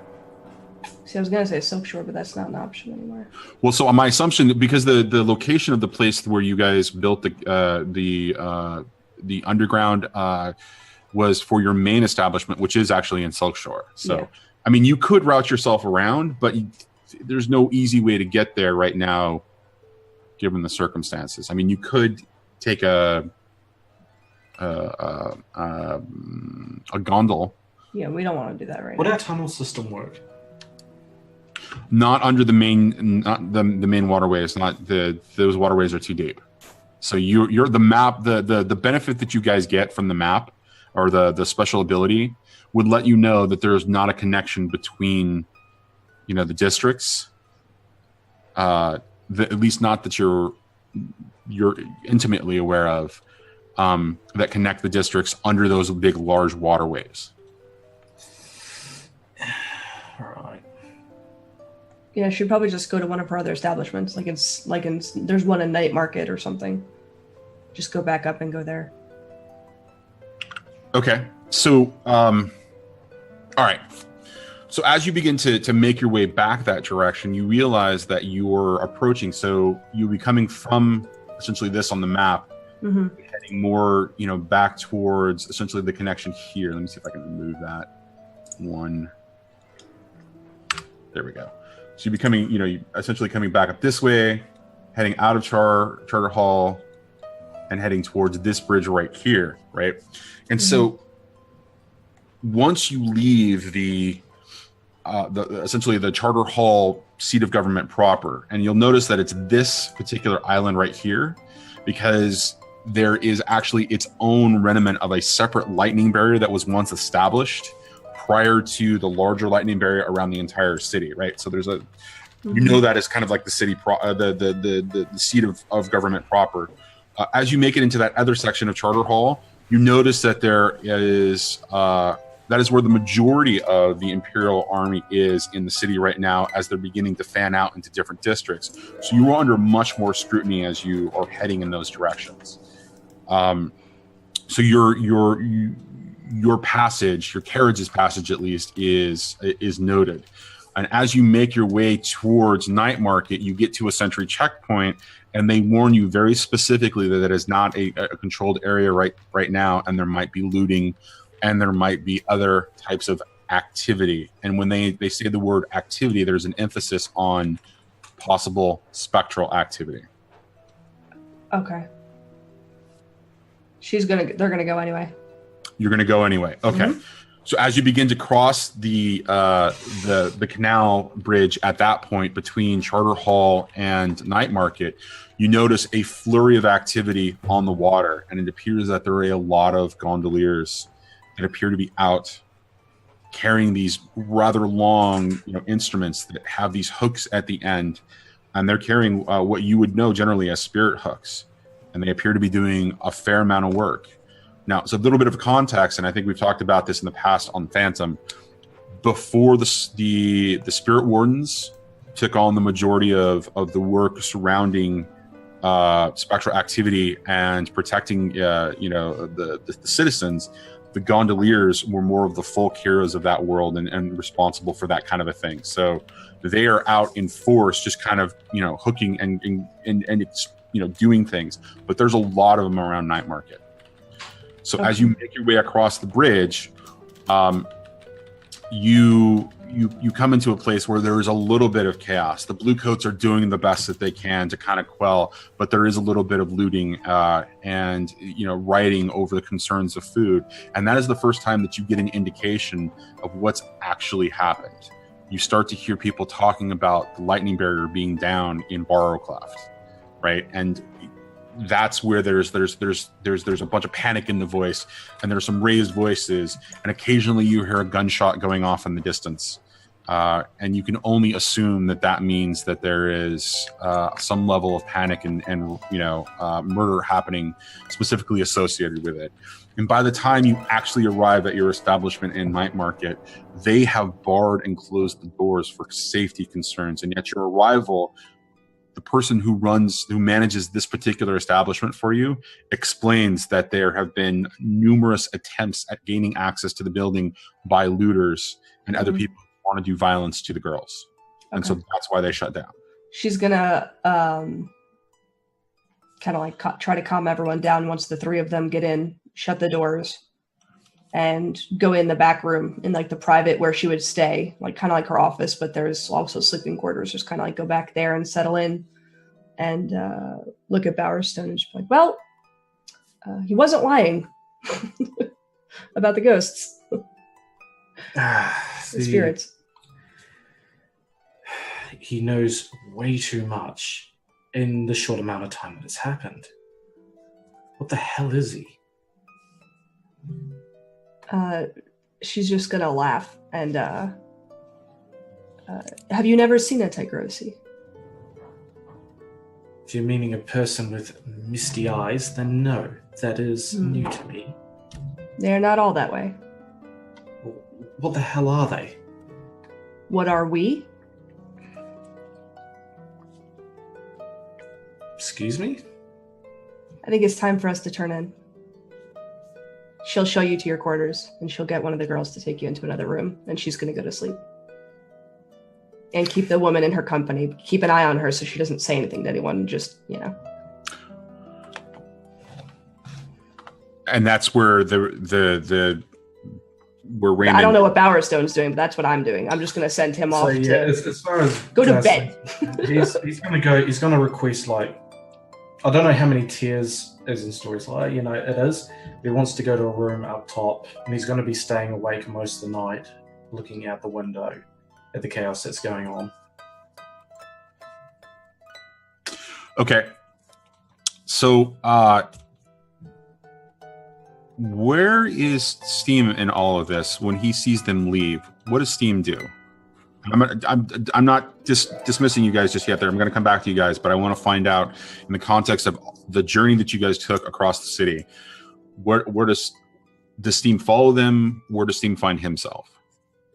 He is on the rooftop opposite the establishment that Bowerstone and OC went into. Did he follow them all along the way? Mm-hmm. And he did that by passing into the ghost field? Yep. Okay. I'm not seeing you out my window, am I? Big Brother is watching. Okay. So while in the ghost field, you notice a fair amount of activity that you, of course, expect given the circumstances. There is a flurry of activity going on in Six Towers, but it's all sort of weird and chaotic and sort of associated with the spirit wells that are found there. There doesn't appear to be a lot of notice from the circumstances that are going on around the city. As you pass into Charter Hall following them, you are noted passing in the ghost field by whispers that are accompanying the Imperials, but because you're not directly attacking, you are not a concern. There are whispers off to the sides you can hear in the distance that are hooking spirits that are moving through Charter Hall right now as at the flurry of the activity, and there are a number of homes that have their own, essentially small lightning barriers, kind of encompassing them, in the Charter Hall district.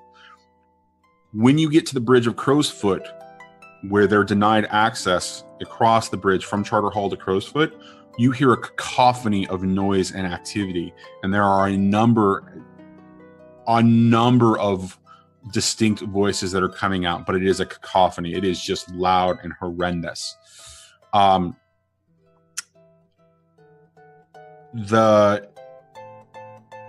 The thing that stands out for you about that, other than the fact that it's just voices, is that you don't hear any Death Seekers. You don't hear those crows at all in that direction. There are other things going on, in other directions, but you don't hear it actually happening there. That gives you a little bit of pause and concern. And so by the time you get to Charter Hall's, essentially bridge with Night Market, you still see that flurry of activity, but that last part is in your mind. There's a couple of Death Seeker crows just kind of moving around Charter Hall, but not to the significance of what you're seeing or hearing. When you get to Night Market, there definitely is a cacophony of activity of Death Seeker crows, as there's a lot of looting and rioting. And as you're crossing over the bridge, a couple of the gondoliers take note of you, but also, again, acknowledge just in some way, shape, or form that you're not a threat, and they continue to move on doing their own thing. When you finally get to the spot at Night Market, you can see that there is definitely there's definitely a lot of activities for the Spirit Wardens, who are just kind of moving through in their robes and their masks as they follow their Death Seeker crows and grabbing bodies and immediately carting them away in their carriages as they move. But there's a lot of them. They're moving around. One of the things that you get, though, is that the activity around here, the spiritual activity, is mostly caused by the deaths that are happening from the rioting itself and just the chaos. There's not a lot of activity streaming in from essentially that southwestern area where the Spirit Warden, or where the Spark Rights are working to get essentially the tower. It is also in Night Market where you begin to hear the rumors about what exactly happened. So with all that in mind, you are now perched essentially across the street watching OC's establishment from the roof.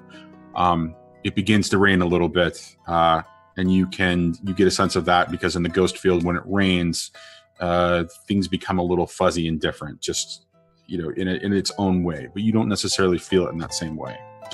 Now, when this all begins to settle and Reymond is sent off, that is when you notice a change in disposition to the person next to you, OC. That is when the circumstances of her mannerisms begin to slowly shift, but it is a gradual change. there's something off about the way Naya is, possessing this particular woman. It's not an immediate. It's not the normal set of circumstances. It's not the immediate change in energy. It's there's a slow, gradual shift, and it's almost like 5 minutes. But the first thing you notice is just the way that she holds this woman's hand, as her own. It begins to take on the mannerism that you recognize as Nai. And when she fully comes to, she tells you this horrible, horrible story about her escape from Crow's Foot. Because when the explosion happened, right after that, the circumstances of the weird spectral event began to occur. And so whether that was intentional in your timing or not when you guys were planning this, because you guys had experienced that once before when you were on the flotilla, Tangletown, in that meeting, she got lost in the overwhelming sense of this echo, essentially, that happens in Crow's Foot. And she couldn't get out. And so when she finally was able to escape this mass of spectral energy and all of these spirits playing in this echo, she found herself walking into another event where it was a replay of the caravan massacre. And Nai is much older than you in her time. She's been on she's been in Doskvol. She's been on this plane of existence for much longer time than you've been around. And so she just conveys to you how difficult this was to escape, because she felt like she was being drawn in, and this is something she's never experienced before. Anytime that she's been around events that are similar to this in respect to the echo, it is a circumstance where she can avoid it because she's in a body, right? She has control. She has the organic protection of the spirit, or, of the flesh to protect her spirit. But she got lost in this just maelstrom. It's just, as she's telling you this, you realize that it sapped her strength. She needs time to essentially recharge and to heal. And as she finishes this, you notice that as she's just kind of mumbling and whispering this, she just kind of fades off to sleep. Go ahead, Mike. You wanted to say something? All right. Well. So real quick, guys, thank you for that encounter raid. Will just hit like 1,700 followers, so that's fucking awesome. Huge congratulations to that guy. I know myself and Greg, we roleplay on his channel all the goddamn time. So if you guys are here from Encounter Roleplay, thank you. Congrats to all you guys. You guys earned it, gentlemen and scholars alike. This is unMadeGaming. I do the same thing Will does, but way more American, and therefore better, obviously. But guys, this is episode 1 of season 2 of Blades in the Dark 6 and 20, The Shroud. We have just introduced a new character. We have introduced all kinds of political nonsense and like terrorist actions and all kinds of crazy things that are currently happening in the one plain Jane city of Doskvol. So yeah, if you guys like role-playing and you guys like logisticsmanagement.com, feel free to hit that follow button and come tune in to more Blades in the Dark, The Shroud. Logistics management? Please explain that. It's a carryover from Encounter Roleplay. They get it, and honestly, Blades in the Dark is a game really about logistics. Like, you really have to plan everything to the last detail. It's great. It's good stuff. Okay, so she's really starting to fade, and she's starting to fade off to sleep. Okay. I'm gonna carry her somewhere that she can rest for a while. Okay. And just kind of like get her like food and things so when she wakes up she can kind of rest and relax. Go make arrangements for no one to disturb her if she's still, sleeping if I leave, just in case. Things like that. And sort of tell the first in charge behind me, who's, watches the place when I'm not there, to, keep an eye on her and not let anyone in there. And then I'm going to go find Bowerstone and bother him some more. And just let him know what's going on. Okay, so as she's conveying the story, there's an opportunity for you to ask some questions about the circumstances at the warehouse explosion. Is there anything that you want to engage her before she kind of fades off too? So I have time to talk. She's not just talking and then passes out. Well, she's sharing all of this information, right? But there are little places where she's going to. The intent is to kind of give, or the intent of the way that I shared that was mostly to give you the gravity of the circumstance and the situation she was in. Okay. There definitely is a little bit of a wiggle room in respect to, her energy level that she can, answer a question or two, but you can tell that she's really kind of fading, and she kind of, passes in and out of it. And again, her energy level, her spirit, her resonance, whatever it is that you feel akin to, on top of just the physical, you can tell is quite diminished. Okay. She's really going to go into, I'm sorry that I made you do this. This wasn't the plan. We knew it was going to be difficult with that many spirits leaving their bodies when you went into this, but we couldn't have anticipated the flood of spirits that are now coming. And she's still apologizing. She's going to take the opportunity to ask, what was that warning that you gave me? Our last conversation. What can I do while you rest? What should I be looking for? She pats you on the hand and says, "Soon. I will explain soon." And she starts to fade a little bit again there. And then she comes back. I need sleep, and it's all she says to you. She just needs sleep. She's gonna carry her over to the bed and kind of tuck her in, and then go see Bowerstone. Lock the door behind her so no one goes in there. Okay.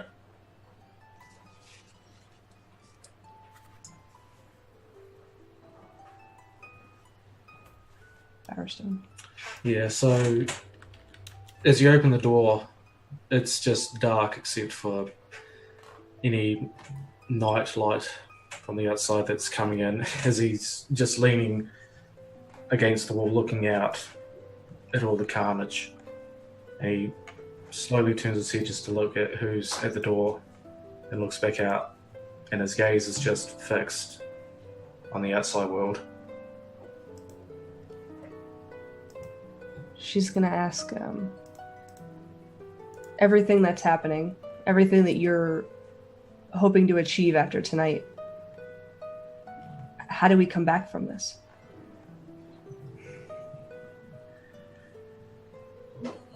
We need to find out who's done this.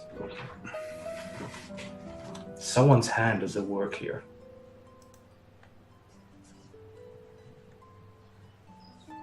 I need to find out who's trying to destroy us. Destroy the towns. I think, OC, if we can find the people that destroyed and caused this much chaos, we'll be hailed as the people that found them. And that will give us all the power we need. OC is just pacing around the room. 5 minutes of power from Alderman. And now this. She's just pacing and kind of looking up at the ceiling. I wonder if our friend is listening. I wonder if he's here. Maybe he'll be able to help us fix this. The man, the whatever, the shadow. I don't trust him. There's something about him familiar that I trust. And she's just gonna laugh and just start, good evening, Bowerstone, and just leave. And he lets out a sigh as she closes the door. He looks to the closed door now, and then back out. What the hell is a Taikarosi? Oh my god. Okay, so it sounds like you're winding down the events of that night. So is there anything else that you guys want to cover from the fallout of that particular set of events. Nix, gets awfully damp at the church. Have you got a blanket? Oh, he's already damp. Don't worry about it. Ayo. that man in white. Was that moist? Yeah. Yep. Juicy? Yep. For sure. Sorry, sweetie.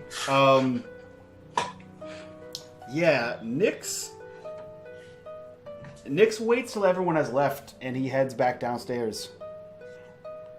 And he walks to the locked door, opens it, and sits down on the floor. So the demon is actually in Professor Valen's body. He's just kind of pacing around the room. Okay, so then he walks in and stands in the doorway. Kind of looks around, and acknowledges when you come in and shakes his head and just keeps pacing around the room. He says, "Why would you take the body of a professor?" Who said I took anything? So he willingly gave you his body, then?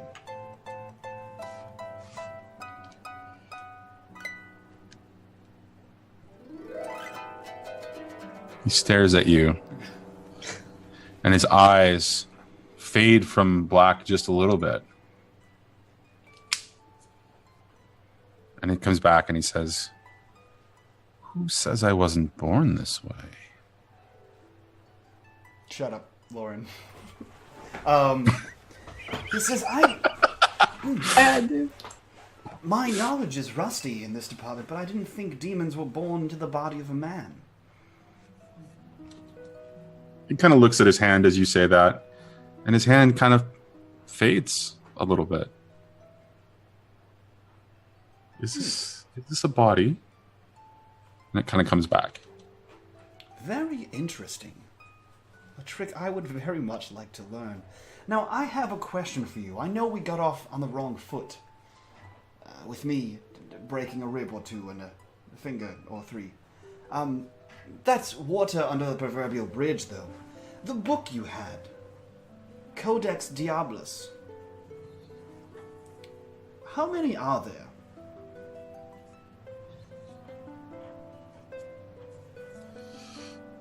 Kind of looks around the room, just kind of... Why should I answer that question for you? Well, I know... You're not the person who I was speaking with. She was quite lovely. Yes, she has been called away. Vis-a-vis Lord Skurlock.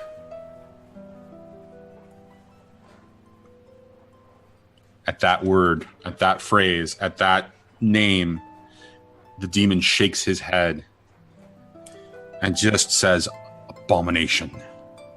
Don't you ever mention his name in my presence again. I'm glad she's gone." Yes, well, her and her family were quite good friends with him and his. Now, about those books. This conversation is done. He walks towards the door and says, "Do you mind?" I mean, the exterior doors are closed. You wish to leave? He steps through the door and moves down the hall.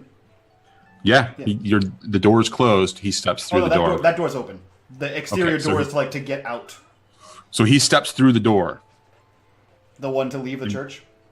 No, he steps through the door to leave the dungeon and starts walking down the hall. Okay. So he's in the church area? Like he's going out? Well, no. So he goes, so in the dungeon, right? So in the sex dungeon, right, is a room in the downstairs.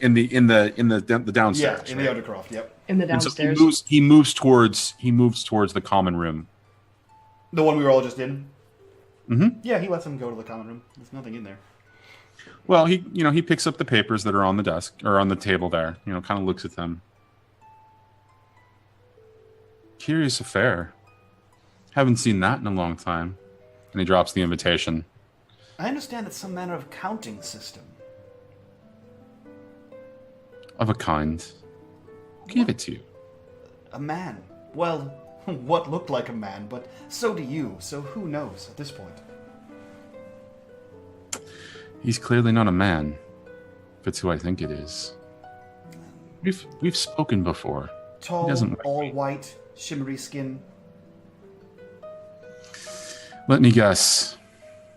There's either a treble or a bass clef in this note. A treble clef. Oh, so you're to play the melody. That's interesting. I prefer harmony, but whatever will do. What do you know of this man? Only that you're going to have fun. Hmm. Until you don't. Because he totally loves. And that's a weird catchphrase that catches you off guard. Because it's not something common for...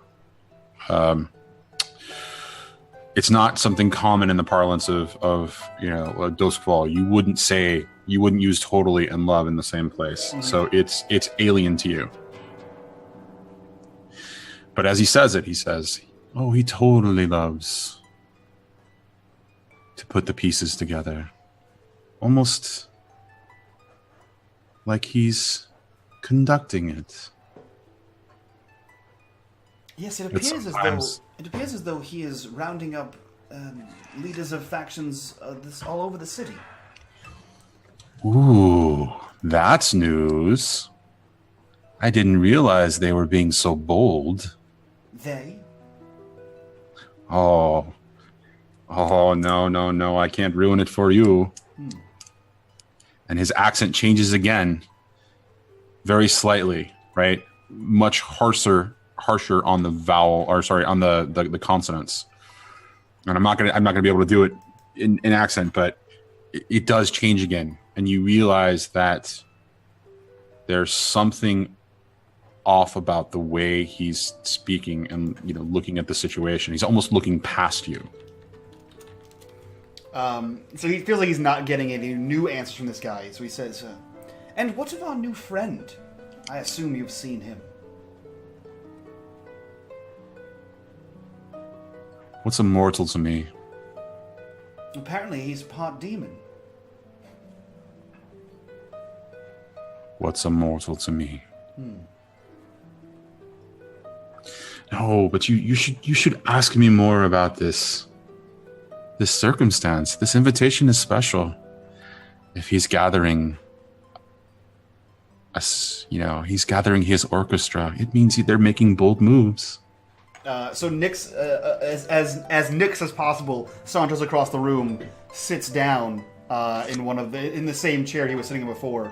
I imagine there's like a table and like a gathering area, and he slides across the other note towards Valen, and he says, "And this, a dead friend of ours, said that there was trouble given to her by a 500-year-old dead woman."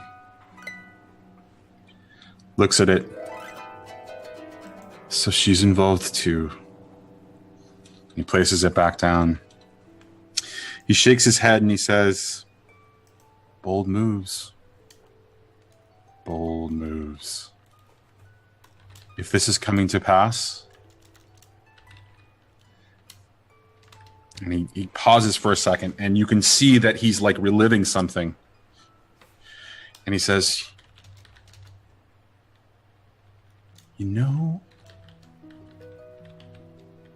I'll just show you.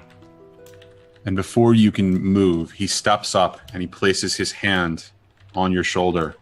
And for just the briefest of second, you get a flash of three images that stand out in your mind. A sunrise, something you've never seen before, where the sky is dancing with orange and purple and just a shade of blue.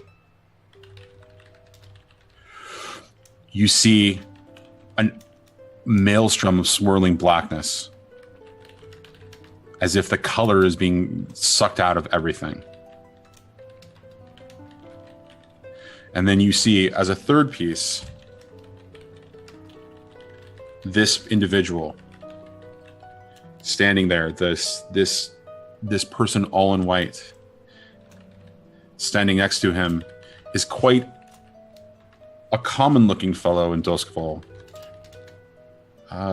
Somebody wearing very much a worker set of clothes. Looks to have smudges on him and is very dirty and is carrying a push broom. But this person is standing with that person, and they're very much an equal in this situation as they're conversing. And a third person steps up in this vision, and it's a woman. Quite an old woman based on the way she moves, but she doesn't look very old. She looks like someone in her 40s. Weathered, wears very simple plain robes. And at her feet is a child that she's just kind of leading along. And when this vision stops and he removes his hand, he says, "You'll need more allies than enemies in this one. And these books that you keep asking me about, that's a big piece of the puzzle. Because you're going to need help stopping. You're going to need help stopping them." Will I need all 3 of them?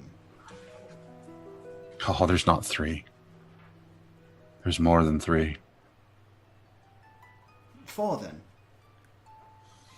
That's for you to find out. I'm just here to, it looks like, be the audience, enjoy the symphony, watch you get played as a part of the orchestra. And with that, he kind of looks at his hand and says, "I hope you don't mind. I'm going to take a quick step out, but I'll be back." That room is yours, as long as you'll have it. And he steps upstairs and walks out the door. And that's the end of Nix's scene. You had one job. I mean, we knew he could walk out of the door anytime. So, is that the end of this night? I think so. Okay. All right. So, we're going to go into a mechanical element. That was really kind of just like a follow-up to the circumstance of the Knights events that happened at the end of Season 1.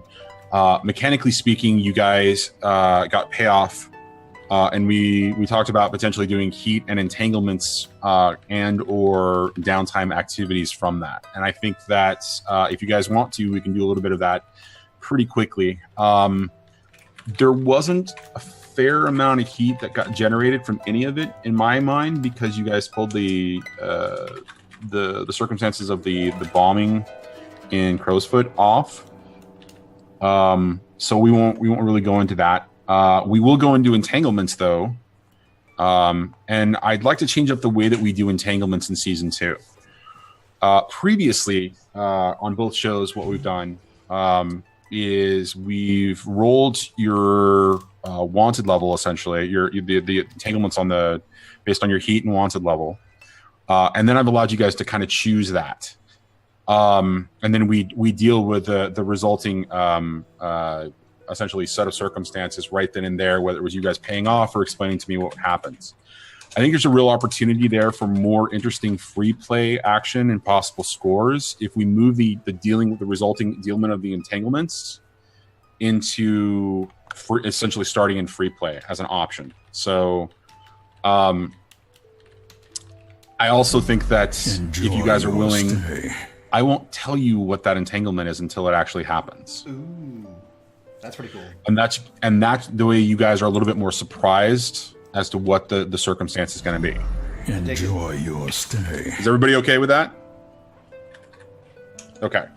All right. So, with all of that in mind, what is your heat and your wanted level? Our wanted level is 0, and our heat is 1, 2, 3, 4, 5, 6, 7. 7. Your heat is 7. Okay. So, I am going to do a GM roll. Let's see if this so the only downside to that is you you have to let us know what the dice rolls are for entanglements. We have the crew ability Slippery. When you roll entanglements, roll twice and keep the one you want. Fair enough. So you can just tell us the number. Actually, so if you roll and say high or low, we're always going to take the lower number. Okay. Fair enough. Let's do that way.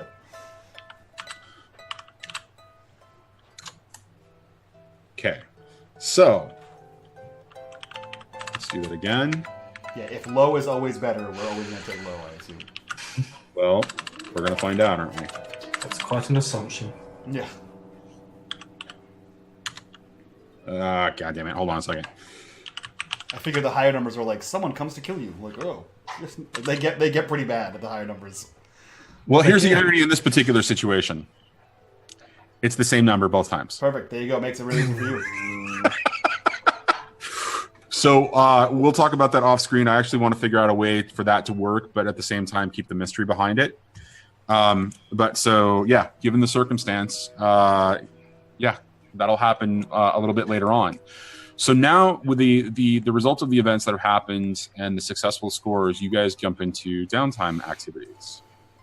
What would you like to do? And Greg, we're going to go ahead and give you the opportunity to do downtime activity because you're coming into this as having done all of that legwork prior to. So it makes complete sense in my head, at least, and if everybody else agrees, that you would get the ability to start doing downtime activities almost immediately from a character perspective. All right. So are you guys ready to do that? Is that cool? Sure. Sure. All right. Who wants to go first? We'll give the gauntlet to Greg. It's his first downtime activity. Okay. Sounds good. Is this your first time? Be gentle. Okay, so Steam is going to reduce heat for the group.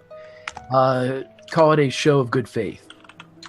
And to do so, what I think he will attempt is perhaps somebody in the Red Sash organization that would be able to identify Nyx. Somebody that if a vengeful ghost came to him could maybe be the next step to getting closer to Shroud. So anybody that he could just take out and maybe slow him down a little bit. Okay.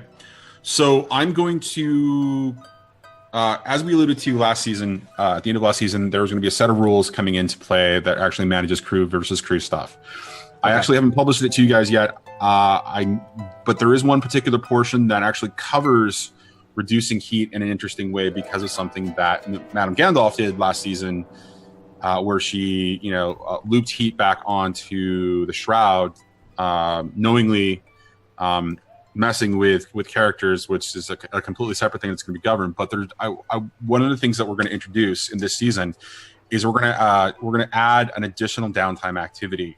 And instead of it being just reducing heat, you're going to be able to either reduce heat or you're going to be able to deflect heat. And so that is a downtime activity specifically will center around you deflecting heat someplace else, whether it's on another faction or whether it's on the other crew. So just to give you sort of some context, for that, it would mean a reduced amount of heat that's happening, but it would increase, essentially interest in the other faction. Or so you can either just reduce the heat for yourself for the group, or you can deflect the heat. I'm going to give you the option right now to be able to, so we can start to get into that particular element. He's just going to reduce. Okay. All right. So, are there any details to that particular approach to reducing heat that you want to add into this, or do you just want to roll? Well, I'll make it quick so everybody can get to their stuff. But basically what Steam would want to do is knowing what he knows about and going by his own theory about how they could potentially be caught by these ghosts that will manifest and, eventually become specters, eventually get this stuff. To tether them, they're going to need to have the assistance of either third party or in-house whispers for the Red Sashes. And since the Lamp Blacks and the Crows were just decimated, the Sashes are probably the ones that have the most, I'm guessing, have the ones that have the most capital or the most easy ability to retaliate. Everybody else is scrambling at this point because their leadership was killed. So I think what Steam would want to do is maybe send a message to the whispers that could potentially be brought in as third party. I'm assuming that there's a ton of need for whispers at this point. So maybe one that's closely associated with the sashes, he's going to kill. And leave it in such a way that anybody that knows about the affiliation of this whisper with the sashes might think twice before accepting a contract with them. Okay, that's really interesting. All right.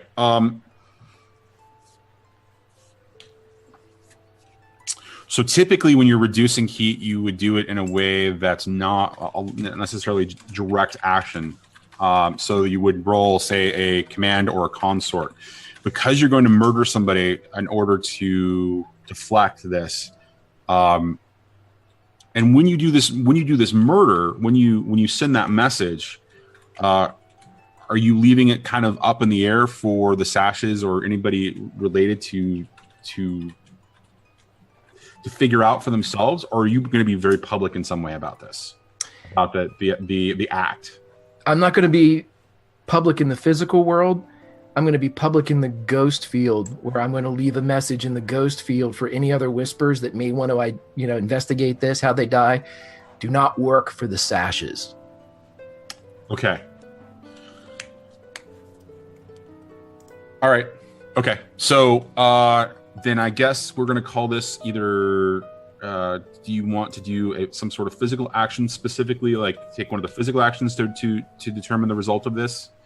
Or, I mean, because you're essentially going to succeed, right? You're going to do everything that you stated that you're going to do. We just have to have some sort of mechanical roll that falls into that determines the reduction in heat, right? So you can either roll like an attune if you want to use that as more of like you took care of the act, and now you're going to broadcast the message, or it could be the brutal physicality of the act of murdering this particular person, and then just the message is secondary. So whether it's like skirmish or prowess is the brutal physical act, or is this going to be more of leaving the message for in the attune perspective? Yeah, I'm going to go for the prowl. I want this to be Steam can be as clean or as messy as he wants to be. He wants this to be a little of both, Okay. Make it look very easy, but in the ghost world, in the ghost field, people are going to see this and say, Jesus, he had his way with this person. It was rough. I want it to look as unappealing as possible to any other person that might whisper, that might think about working for the sashes. Right. But in the real world, just nice and neat. But I'm going to go into, I need to get extra die. This is my first time doing this, so I hope I don't screw up. But no worries at all. But oops. Okay, so in this particular case, there's no position and there's no effect. It would be a straight up roll. The only circumstance would necessarily be whether there's an additional dice getting added to it. There is, because with the slippery crew feat, when you reduce heat on the crew, take 1 extra dice. Nice. Is he officially the crew? I mean, he's reducing heat on the crew. He doesn't speak. He said bower bottom. He's in. You want to join the Shroud? Because that's how you join the Shroud. Take Rossi, he's in. At the expense All of right. Slade. Fair enough. Okay, what do I click on? I'm clicking on prowl and nothing's happening. You click on your prowess, the actual word prowess. So when you click on prowess, the reason you're not seeing anything is because move your character sheet to the left or to the right. A box should have popped up on Roll20 that will ask you for position and effect. Hey, there it is. You could actually pop that out to another window if you want. Okay, I see it now. Okay, so it doesn't matter. Just position can be, I leave it as risky, or doesn't matter. Position and effect have no bearing on this particular circumstance. And then at the end, it should say extra die or bonus die. You can add 1 to that. You can add 1 to that, and then you could also potentially push yourself. I'm pushing myself, yeah. So okay, so take 2 stress. You can also take a devil's bargain if you want it, just so you know. Okay, yeah, I think I'll go with this. We'll see what we got. Ooh, that worked. Yes, absolutely. So that is a full success, which means that you reduce the crew's heat by 3. just so I have some context into the results of this and how it's going to play out for the sashes. When you target this particular whisper, and you take them out, and you leave the message for the other whisperers, is this the kind of thing where you're going to leave it? I mean, are you doing this in crow's foot? Are you doing this in a way that it's going to be something that they're going to discover, or is it, are just all the whisper resources of theirs going to just start all of a sudden dry up with no explanation?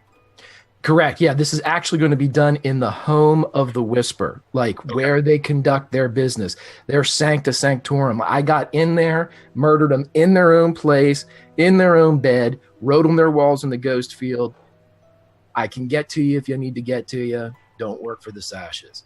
So this is more of a message for the Whispers and an inconvenience initially for the sashes that they'll learn is maybe a bigger inconvenience than they thought. Okay. All right. Excellent. So awesome first downtime action. What do you want to do for your second one? I'm going to reduce some stress, man. Well, how much stress do you actually have right now? Well, see, I jacked up my stuff, so I actually have 5 right now. Okay. So that's actually a reasonably smart place to reduce stress, but just be aware that I hit a 6, right? You hit a 6, you're going to overindulge. Oh no, I have 6. I have 6 because I did 2 ghost fields, so I'm at 6, so it's okay. All right, excellent, great, no problem then. Go ahead and reduce your do you want to indulge your vice and reduce your stress, and then I'm going to have you describe the action that you take when reducing your stress.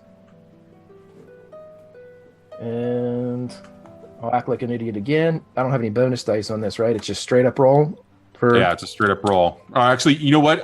Did you click on the indulge vice? I did. Yeah. Okay, good. Just making sure that you knew where to do that. Okay, great. Oh, I didn't put my stress down, but I had 6, so I'll have 1 now. Okay. Okay, and this is what Steam does. As soon as he gets done killing the Whisper, he takes off, and basically, now is the whole city open to me now, Johnny, or am I limited to? Can I get to Night Market? I can get to Night Market, right? Is it open? So because of the way that you move through the city and ways, right now they're not protecting, they're not watching for you specifically, they're not protecting you, they're not they're not defending against the circumstances with which you're moving through the city right now, because the city still is in chaos. I mean, granted, the night of the situation, the night of the circumstance is over, right? So you're in the downtime, you're in the essentially the period of time after that, the next week or whatever, right? So there will still be a fair amount of martial law going on and things being protected, and we'll go into the events that happen, but you would still have reasonably free movement based on the way that you're moving through the city right now. Okay, great. Okay, so Steam moves to a very small alley in Night Market and enters the establishment known as the Choir, conveniently. It's run by a man named Turnal Womack, and as soon as he walks in, he is greeted by Turnal, and Turnal immediately comes over, and he, another guy, and a young girl begin to disrobe Steam, take off his cape, take off of his shirt, take off his pants, take his boots off, and he is ushered into what is essentially a 4-leaf clover, 4 rooms surrounding a central area. And as he is placed in what is essentially like a dentist chair, he sits down and they pull him back as he is completely stripped, and they begin to disrobe themselves. And as they get closer, the man and the woman pull in and they begin to inhale the steam that's coming out of Steam's eyes. And as soon as it passes in their mouths and their nose, their backs arch in ecstasy, and so does Steam's, as he feels their love and their adoration as they breathe him in. And as it continues and as it gets more and more carnal, more and more the steam is generated as they breathe it in. And Steam just sits there, and for a moment, a briefest of moments, he remembers what it's like to be a god. Can we end it there? Just end the stream? Is that what we do right now? We just end the stream? You go last from now on. I was going to say there's a lot of smelling going on in this game today. There's a lot of smelling. All right, so I'm going to have a couple questions for you. All right. Yeah. First things first, let's talk about the location, the choir in Night Market. It's a tavern, an establishment of some kind? It's a very small, like a pleasure facility where you can. It's a pleasure den. Correct.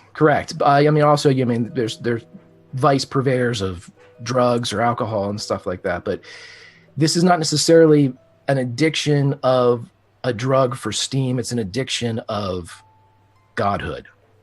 No, right. But because this being a pleasure den, they would serve all kinds of exotic or unusual or exquisitely typed, very much in the way that the Veil does the same thing, except that it's more public about some of that. I'm assuming that the choir is a little bit more essentially has less of a public presence, and it's more of like you have to know somebody or know, you have to be connected in some way to get in. Okay. So, but again, drugs, sex, violence, all of that would be on the menu at the choir. I'm looking for clarifications here as I Absolutely, brother. Yeah. Okay. So, second question is, tell me a little bit more about the proprietor. Eternal Womack is essentially like an early 50s human male. For the little backstory, he is the son of the woman that saved Steam from the collapse of his church or his cult. Okay. So that's where it all started, and so there's a definite personal relationship between Eternal and Steam in their not only their history of circumstance, but also just their relationship kind of moving forward. Would they have been raised together in some way? Not necessarily, because Steam was kept separate from everybody until about 15. Okay. So he's a little bit older than Steam by about 10 years or so, a little bit more. So it's like he would have been out of the house by the time Steam was brought in. Okay. All right. I was looking for a context in respect to age and the definition of that relationship. So, okay. Right. How about this? Friends, not brothers. Was that okay? Better? That totally makes sense. Now I have a question for you. If this is a place you go all the time, how discreet is Steam when he travels through Night Market? As discreet as an invisible person can be. Okay. I got a question as well. Yes. What does Steam smell like? Sex. Hot sex. He smells a little bit like lore. Slade, I have a question for you. Yes.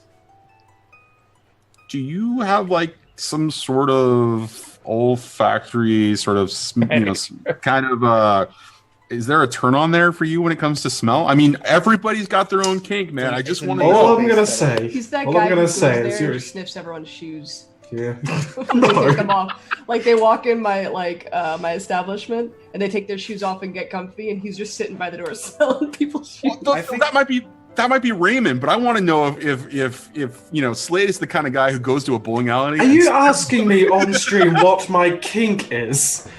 I No think, kink shaming on the stream. I think even if Reymond did do that, he'd still be the most normal person in Doskvol.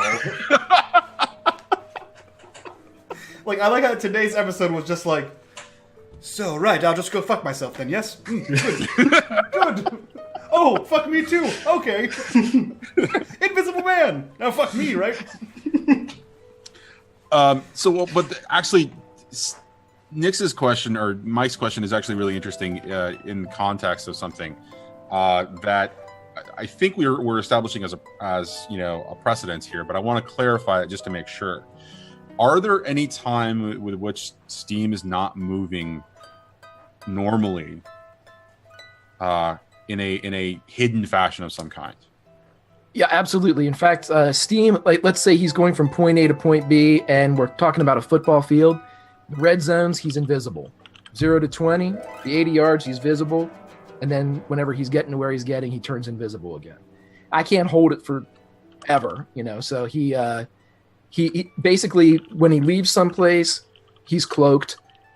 When he's traveling, he's fine, and then when he's getting ready to make the approach, he goes invisible again. Okay, all right. That when you are, I'm going to assume in every case, unless you tell me otherwise, that you're moving in a obscure or subdued or hidden fashion. So I'd like you to be very clear about when it is narratively, so that the not only the rest of the group and I know, but also so that the audience knows when you're actually visible, when you're actually going to be, when your presence is actually there physically. Absolutely, man. Because I think that's an important distinction to establish for your character, that he's intentionally visible at something versus going intentionally invisible kind of situation. Okay, Gotcha. And since Steam was piecing together the pieces of all the explosions, and that's how you were tracking us, for you, I mean, I know you've watched 9,000 episodes, but the highest density of Nyx's spies are in Night Market, because Night Market is our hunting ground. So that's where you would have the most Nyx eyes on you. He would know that too after watching you for weeks. Yeah. Yeah, yes. just for the viewers and everything like that. Even when he's quote unquote visible, he's almost impossible to see because of his cloak. But now he'll be even more careful going to the choir, knowing full well that this is before he hadn't made himself known. Right. Now he's in the eye, so he's going to be a little bit more careful. Sweet. Okay. All right. So you can push yourself through rep or coin or Nyx's extending you the benefit of taking a third downtime action. Would you like to do that? I'm good for now, man. Okay. Excellent. Just wanted to know. So who's next? OC Bowerstone. Go ahead, Bowerstone. All right, I guess we better get a campaign for Alderman underway. And you're big. No, Yeah. Johnny's dead. Oh, he's back. What? You lagged out. You lagged out on my screen for a second. Didn't for me. Oh yeah. You completely sounded way froze. too excited for death then. Are you okay? What? Fuck, he's dead. Yes. Oh, he's back. Damn. Yeah, you're good. Hey, Slade. Your It wasn't me that said it. It was him. You're dead. Well, You're fucking dead. him. You're dead. You're dead. You're just dead. You're dead. You're dead. Let's be clear. You're dead. So how is Reymond Bowerstone setting up his campaign for this long term? I'm gonna fund or basically get a campaign committee together. Okay. So let's talk about this a little bit to figure out if this is one long-term project or if this is a series of connected long-term projects. Ultimately, what is your goal? To become Alderman of Crowsfoot. Of course, right, and we'll deal with that politically as mechanically and politically as a part of the narrative of this season. But like to get the steps to get there, I guess the first step would be to get the word out. So the first long-term project would be to get the word out, to get the votes, people voting, Enjoy your stay. and get the influence out there. So that would be the first one. How much?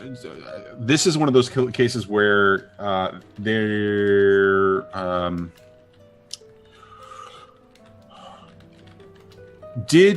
Okay, let me take a step back and say, when you guys were discussing the idea of Bowerstone becoming alderman or taking on a political position, would you have spent any time doing any actual research into, or any of you done any actual research into the idea of what the political system is and you guys are all criminals, so you understand that there's another layer of things under the layer that is ever seen. So there might be a set of circumstances, or there might be a way things work in the real world versus the politics and the way that things the way that things would be presented to essentially the peasants or the public.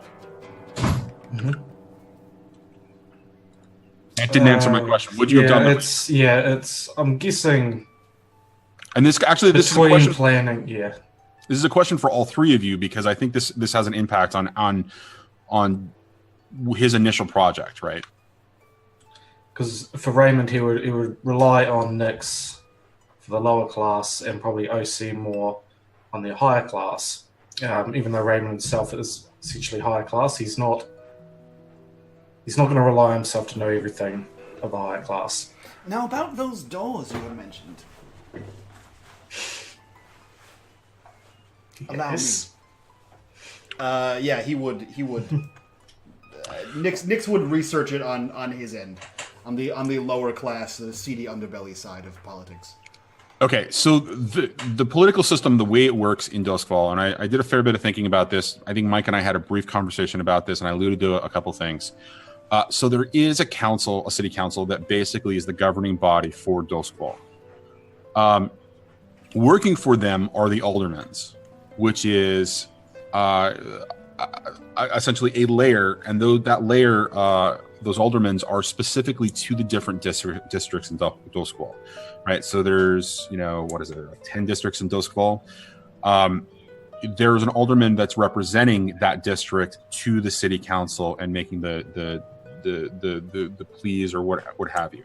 That's the exterior presentation, right? And the exterior presentation is that the citizens of that particular district vote for their alderman. The reality of this is that the system is completely 100% rigged, and that alderman positions are purchased.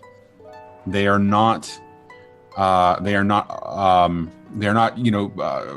merit. They are not. This isn't a democratic system in any way, shape, or form in the underbelly of the world. So, the circumstances that Nix would have shared with you would have been that you would have to essentially buy your wine and dine and basically bullshit your way into that position. So how does that change your approach to the long-term project that you would be working on?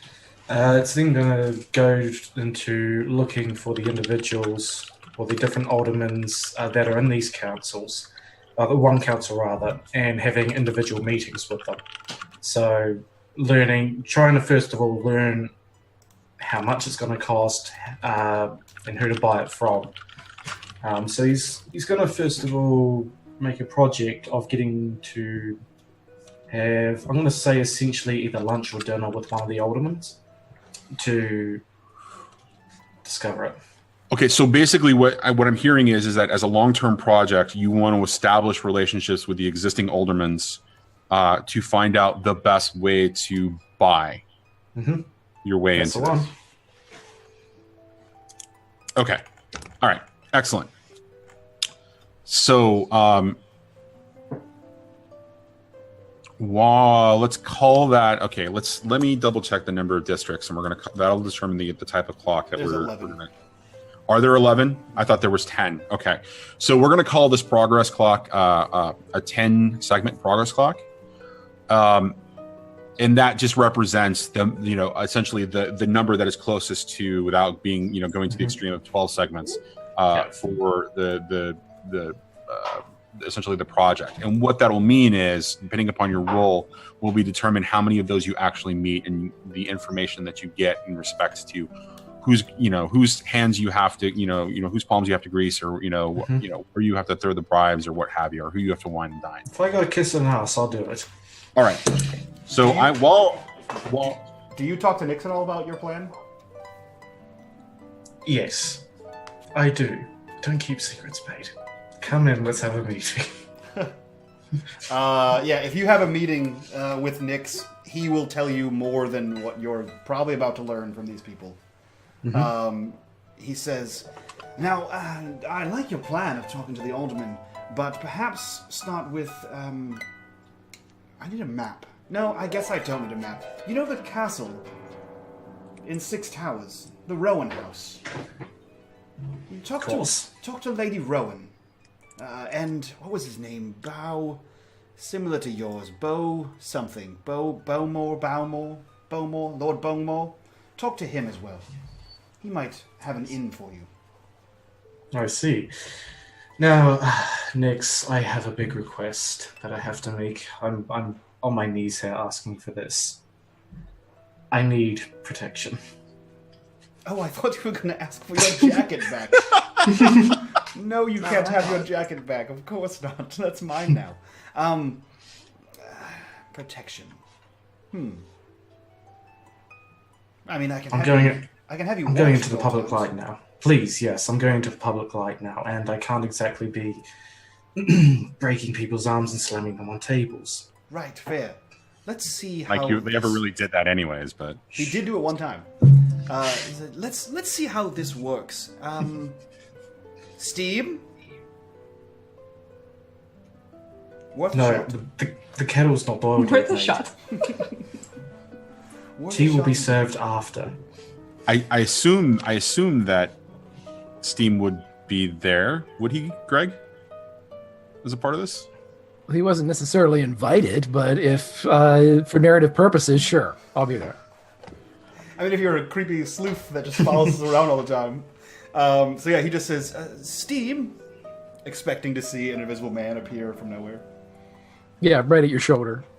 Yes. And there, as you appear, Raymond's got to jump out of his chair, knocking over his cup of tea. He says, I can provide eyes and ears in most of the city, but Steam, you offered services before. What the hell is he doing? How the hell did you get in? Why am I asking that? You missed it away through the wall. This is a silly question. I work better in the shadows. But if you want me to stand at his side, that's fine. No, I believe you can stay in the shadows. I don't think he needs a bodyguard per se, but perhaps someone to kill before he's killed. Are you suggesting this guy? Kill the Deals people with- that tried to kill you, yes. Am I missing something here? He appeared in our basement and he's going to be my protection? Yes, I could have a homeless person do it for you, but that seems ineffective. Do you trust the homeless person? I mean, I trust most of the homeless people, yes. And do you trust this guy? I mean, to be fair, he followed me for weeks and didn't attempt on my life. That's called stalking. That's not exactly shouts out to me, let's trust this man. Right, but we have It's more of something less, he let's don't go down a dark alley with this man. wants. But we have something he wants. Very Would valuable. you all like some time alone? No, you can. You're here. You're fine. How do I know you haven't been here? How long have you been watching me? How long have you been here? Leave that up to your imagination. Dirty pervert. What have you been doing, Slade? Not a word.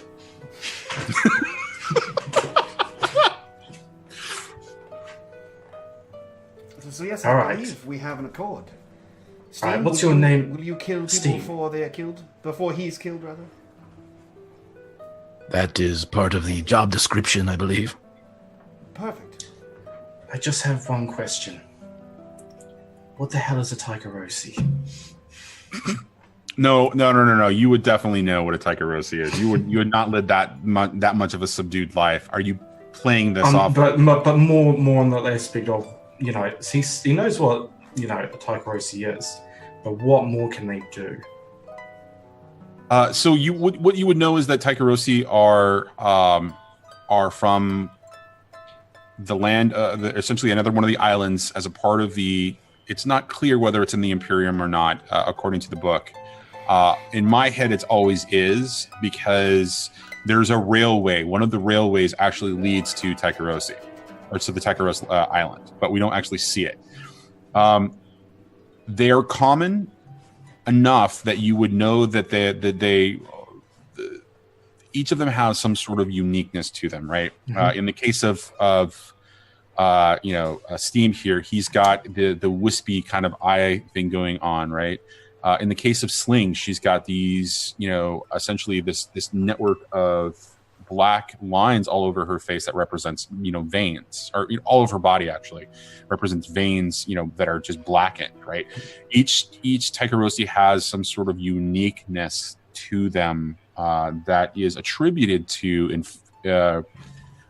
culturally, among the common folk and the people who whisper, who don't know what's going on. Actually, they're attributed to having demon blood. So there would be kind of old wives' tales or moms shushing their kids away from the Taikarosi because they're going to swallow your soul, kind of a thing, right? So you would have a You general mean like idea. gingers? Did you ask that question? Yeah, like what more are you? How do I trust you? I mean, as far as I'm concerned, you're a peeping Tom, mate. There is a huge stigma against Tycherosi because they're believed to be demons. They're hugely racist against them. Yeah, the racist term is what, the strangers? Isn't that what they're called? Yeah. Yeah. You're nothing but a stranger to me. Well, you shouldn't trust me, but we'll get to know each other quite well in time. That made me You do your job, mate, and we'll go from there. At this point, he leans close enough to Bowerstone, but enough so Nyx will be able to hear. And he leans close right to his ear, and he says, "What are Tycherosi? We're gods." And he disappears. And there we have Fucking it. high. Bodyguard. We are gods. Shit, that's not the church that we're in, is it? Okay. So, given the fact that it's 11 o'clock, you guys' time, or some of your time, I think that this is the appropriate place to end it, and we'll start with Reymond's downtime activities for next week, which will be going into his political. Because what you've just done is you now set up his protection against the devil's bargain that he took. So, I forgot that completely. So with that, let's go into XP, and we're going to call that a close and go into XP. Let's do this kind of quickly. Let's start with Greg. You're the new guy. Let's start with you and see where you think your character is. I don't think you did a desperate action. I did not, no. So that doesn't actually apply. What about your challenge with stealth and evasion? I think you did that a number of times. I'd say the assassination of the Whisper. I'd say the I don't know how many times you count the appearances, but I'd like 2, I guess. So, well, I think that your appearance and disappearance in the in every circumstance kind of alludes to the fact that you're building a relationship with them. So yeah, I think that's definitely a part of the challenge. So I definitely think you got 2 for that one. Okie dokie. Express belief drives heritage or background. I think Tycherosi are gods, so. Well, that, and I think your motives for wanting to get into the book, your motives for contacting them in general, I think all of that, again, I think that's another 2 XP for you. Okay, great.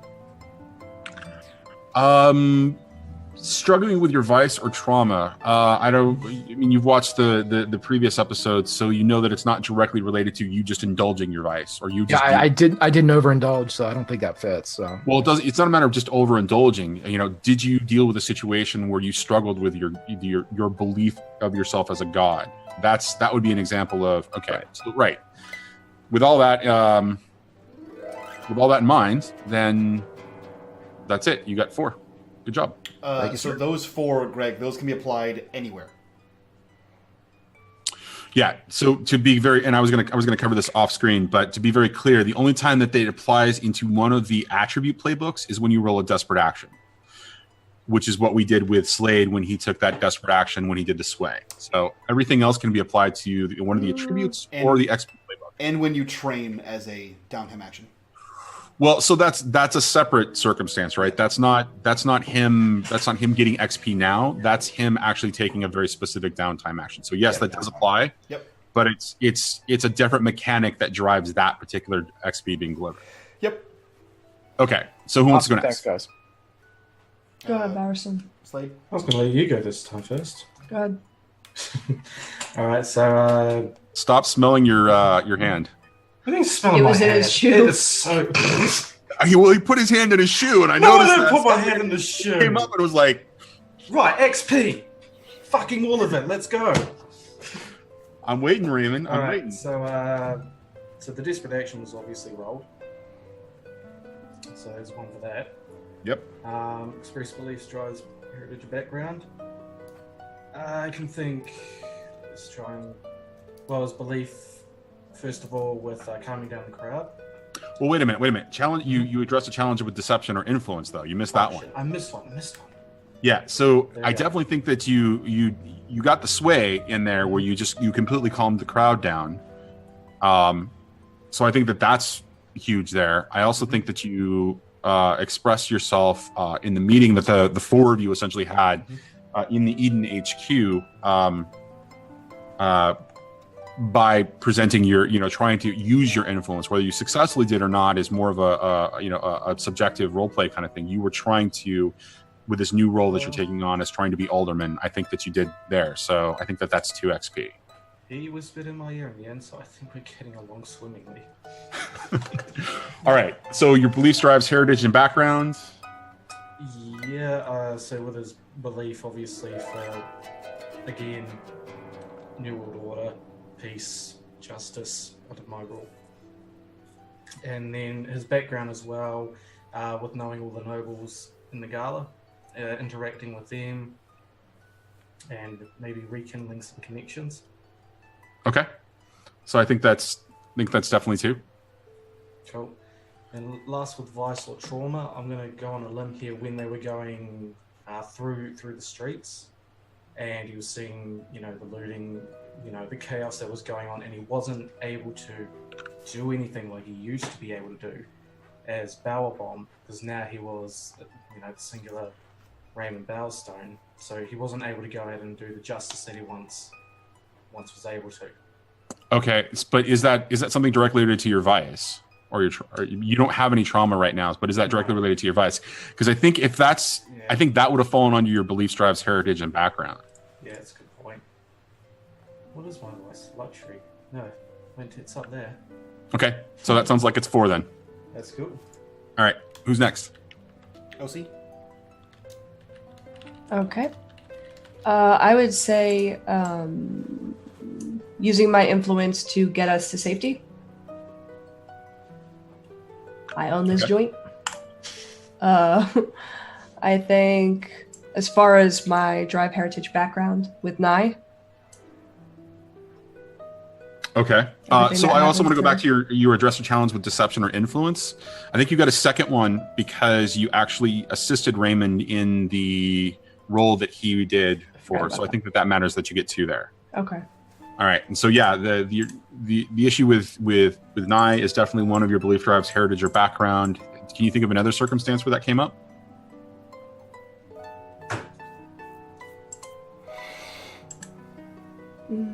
When you told Reymond that you were Tycherosi. That's fair. Yeah. Did you? I missed that. He said, dropped the bomb and kicked what me are, out. he said, what are Tycherosi? And she said, what are we? Have a good night, Mr. Bowerstone. I missed To bed that. with you. I missed that. Okay. All right. Thank you for highlighting that. So yes, I think that absolutely is the second one. I don't think I struggled with that. The last one. I could see an argument made specifically around your concern over Nye. I didn't know if I could use that twice because it was the same situation. Or maybe at least being worried about her because she hadn't showed up yet. Right. Okay. All right. Well, that makes sense. I could see that then. So we'll just call it 4 then. Okay. All right. Nix. I didn't do shit. I didn't do anything this whole session. I don't think I earned any XP. You talked to the demon. But I didn't. That wasn't conspiracy or calculation. That was just a regular ass conversation. I mean, all of Nix's conversation. I mean, what you said to Reymond about the. He is the key while I'm the doors. That's true. I am the key to all your doors. Right. Again, I don't think that's. You also prompted Reymond to step up to the crowd. Oh, that's true. Okay. All right. That was a calculation. I guess talking to the demon was a calculated risk. I'll say 2 for that. Beliefs, heritage, background. I mean, background could be. Not background. Drive could be a stretch. Talking to the demon about the whole man in white, and basically giving him all the information is a play for power. Like he's a Mega Max who wants to know as much information as possible. Okay, so that sounds like 1 there. That's all I got. No, I didn't struggle with any vices or traumas. You didn't get to punch a child this game, so that's how fine. much are you struggling? I don't punch children. Or drop any bodies off. Just men. Just Oh, that's gross. Sexy boys. Wait. All right, so let's move on. That's where we end the stream. That's gross. Oh, perfect. Steve, go back to saying stuff so we can end on a high note. Nope, it's already happened. And speaking of sexy boys, Greg, who are you? What are you doing here? And what did you think of your first episode of 6 and 20 this round? Time out. Crew. We didn't do anything. Fuck the crew. Yeah, we didn't really do anything. Yeah, we didn't do anything. We did the points for the gala on the season finale. I had 3 shrimp cocktails and at least 3 glasses of champagne. That's what I did for the crew this evening. He sniffed a champagne and was wasted for the rest of it. You don't think that you did anything to advance the goals, drives, inner conflict, or essential nature of the crew? We did all that for last episode. Right, but you just added a new person to this, and you just had this weird, strange conversation not only with this new person, this Taikarosi, but you also dealt with a demon, in a new way. Like, you had a frank conversation with him. Okay. So it seems to me like there's at least a couple of pieces of XP there for the crew. Okay, so execute a successful espionage, sabotage, or theft. We didn't do that. Nope. Contend with challenges above our current station. All of the people in that room were calmed down. She's right. That is a 1. And sabotage, I mean, it could technically be said, I don't know if you can count this twice with me and with it, but we sabotage the Sash's ability to be able to figure out what the hell went on in that warehouse as quickly as possible. For the crew. So specifically, the I agree. execute a successful espionage, sabotage, or theft, I think those apply only to scores. You're absolutely right, yeah. but it's a good point. That actually could fit into Drive's inner conflict, essential nature of the crew. Right? Well, I guess technically contending with a challenge above our current station, the Red Sashes are still, as far as we know, tier 3, and we're tier 2. They are still tier 3 at this point, but they are. Yeah, you're right. So Red Sashes calming down the people. That's 2 points. Bolster our crew's reputation. no, I don't think you guys. I don't think so. Yeah. Well, what were you going to say, Slade? Well, I'm thinking, does our crew now involve, the position that Bowerstone is now? So is it like this? So you got the Shroud, which is obviously the undercover, what it is, but then you got the brackets of now making it bigger in different areas.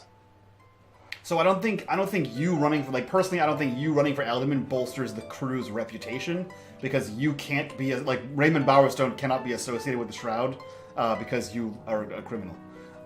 You being an strong alderman, words. yeah, you being an alderman definitely influences and assists us be better criminals. But I don't think that bolsters our reputation.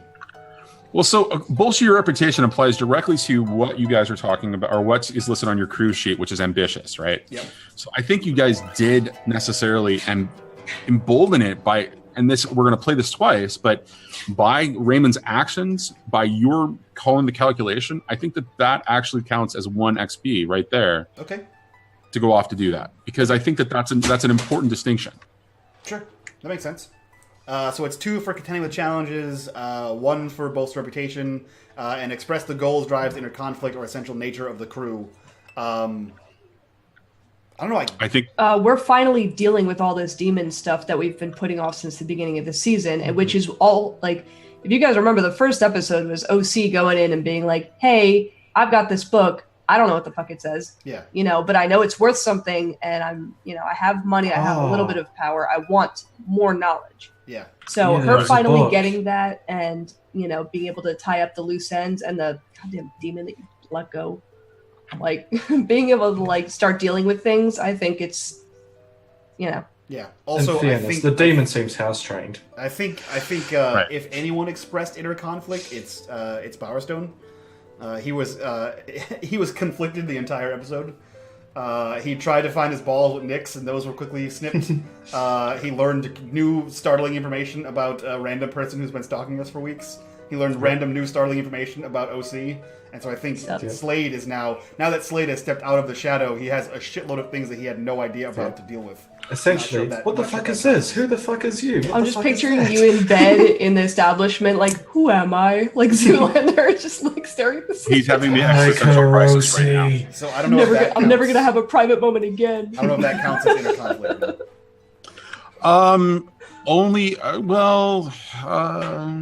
Sure. I think it does count as 1. I think there's a lot going on there, and I think that there's a lot going on for the individual character, but there's a lot going on for the all of his individual things are tied to everyone else. All right, so that's Absolutely. 4 XP for the crew. You've all just dropped bombshells on them tonight, so thank you very much. Cool.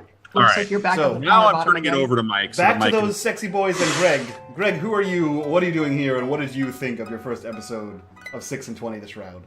Oh man, Greg Grimjack21502 on Twitch and Twitter. I am here having a fucking blast, man. This was absolutely hideously nervous going into this. You guys have been great. Had so much fun. I cannot wait for next week. Just a blast, man. Thanks for having me. This is awesome. Man. Yeah, we had talked about how Steam was going to come in and like how the whole like background and his knowledge played in, but the entrance, I was like, ooh, what's he gonna do? Is he doing the thing? What's it mean? I was excited, man. I was stoked for it. It's pretty good shit. And chat also blew up. They were like, who the hell's this Greg guy? What's he just blew up? Yeah, the chat went nuts. Slade messaged me. I think he's a new fan. He's gonna follow you on Twitch and Twitter and in real That life. wasn't exactly what I said, but I don't He's a feel fanboy. comfortable you saying it on stream what I said. Speaking of saying inappropriate things on stream, Slade, who are you? What are you doing here? And what did you think of Season 2, Episode 1? I mean, the failure to mention Greg would be an insult, mate. You blew my expectations out of the water for your performance tonight. Shut up. See what's going on there.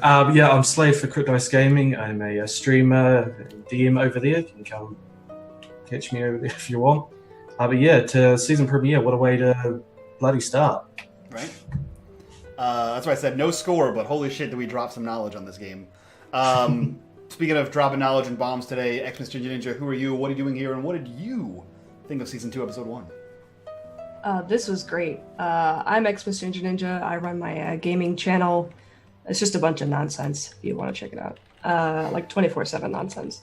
But that was awesome. It's nice. I know Nyx does it sometimes, but it's nice having someone who like sticks to a voice. Because I fade in and out. It's nice having someone who really, like, you could tell you really want to be here. But I think the first episode was great. It set a lot up for the season. It answered a lot of questions, and it was as clean as it could have been, given everything that's happening. That's true. Yeah, I'm totally ready for next week. Sweet. Awesome. And last but definitely least, Johnny, who are you? What are you doing here? And what did you think of Season 2, Episode 1? My name is not Johnny. I am Steam's #1 fan, and I'm going to go be in my bunk after listening to him speak like Tom Hardy for almost the entire episode. Okay, so guys, it's all about Steam right now. Let's be honest. Does he get you Steamy? It's moist and juicy. Let's put it that way. At the same time, I'm uncomfortable. Well, at least Sweetie's not here, right? Who am I? I'm Johnny, variety streamer. VideostoreCowboy is the channel. I'm also the GM for 6 and 20. What did I think about tonight? So I didn't know how these follow-up, essentially these epilogue episodes would go, and so in my planning in my head, it was just about conveying a lot of information. What I was really surprised about, again, is just Greg stepping in, Steam coming in, and it just offsetting and unsettling for Miss Ginger Ninja and for Slade and their characters, because it's like, okay, now you've got to deal with this new dynamic. And Mike, you're just sitting there as Nyx going, yeah, I knew what I was getting into. Yeah, I know what's going on. It was very much you playing your characters in a very real sense. So I was really enjoying watching your reactions just as it was playing across. So, Greg, phenomenal job. Glad you stepped in. I can't wait to see what you do for the rest of the season. So thank you for being here. As to everything else that happened, you guys are fucked. I'm just going to say it now. Yeah. You guys are fucked. Yeah. So I play with Greg on Mondays on Icon Roleplay. We play in Middle-earth, so I've experienced Greg's awesome role-playing. So hence his invitation here. We needed another top-notch role-player. We've brought him in. And playing off what Johnny said, Greg and I have been talking for a week and a half now about everything that's going on here, to the point where it was like, would Nyx know that you're following him? And it got broken down to like the fact that even if Nyx didn't know, he would still pretend like he knew, because Nyx can't show that he doesn't know what's happening. And Greg was like, yep, nope, I watched all 90 episodes, or all 10 episodes 90 times. He's like, yep, that makes complete sense. So it was pretty cool bouncing back and forth ideas on how to get someone incorporated. And the fact that Greg read through the book and then watched all 10 episodes, which I don't think anyone else has done, and then dove into the lore and started generating new stuff, new buildings, new NPCs, all kinds of cool shit, an entire cult, which is awesome. That's pretty fucking rad. So I'm souped to see all that stuff. And speaking of generating lore, buildings, places, NPCs, all that kind of shit, guys, stay tuned. Johnny's going to kick me under the table after this, but we announced it previously, and we didn't do anything with it. So I'm asking you guys that are currently watching to hold us to this. We have a wiki. We have a 6 and 20 wiki. It's blank. There's nothing on there. It is a massive undertaking. I know that a lot of people in the show love the game. I know that a lot of people in the audience right now love the game. If you guys have any expertise in using a wiki or want to help us generate stuff, if you see NPCs making pages, locations, bars, all that kind of stuff, please feel free to shoot any of us a message and say, hey, I would like to help make wiki stuff. So that's Johnny. You want to add anything else to that wiki thing? So I will absolutely reinforce that, and in fact, I'm glad that we're talking about it. That was one of the things that we didn't talk about when we did Talks in the Dark. We desperately need help in just kind of filling in the blanks, because I've got so many notes that I'm going to start sharing in there as to what's existing, what's happened, the context of just what happens in the episodes, the current situation, and just kind of keeping up with all of that. What it's doing is it's going to help us build this all out, so that eventually, at some point, I can hand off 6 and 20 as a GM and say, hey, you can help me do this, or hey, you can take over the reins and do this, and somebody else can continue that story. Yep. So I absolutely love, I've got a bunch of things moving, in different places, but absolutely want that to come about, because this is such a big, beautiful world. If you haven't read the Jinx Godofur, backstory, or you haven't read, the backstory for the character that Speedy created for the one shot on Saturday, there is so much world building going on. There is so much backstory. There's so much context to this. We're having such a good time playing it. We want to just kind of fill it in so everybody can catch up quite easily and not be a Greg and go back and watch 10 episodes in like the span of like a day or two. And be like the awesome, tabletop. You guys have like some big shoes to fill. Greg set the tone, and I'm hoping that Phantom is listening too. The only person who's got maybe a better voice is going to be Trendane at this point, because the Tom's hardiness is really, really kind of cool. Anyways, but if you guys do want to go back and watch all the episodes of Shroud and Phantom and write recaps, please do.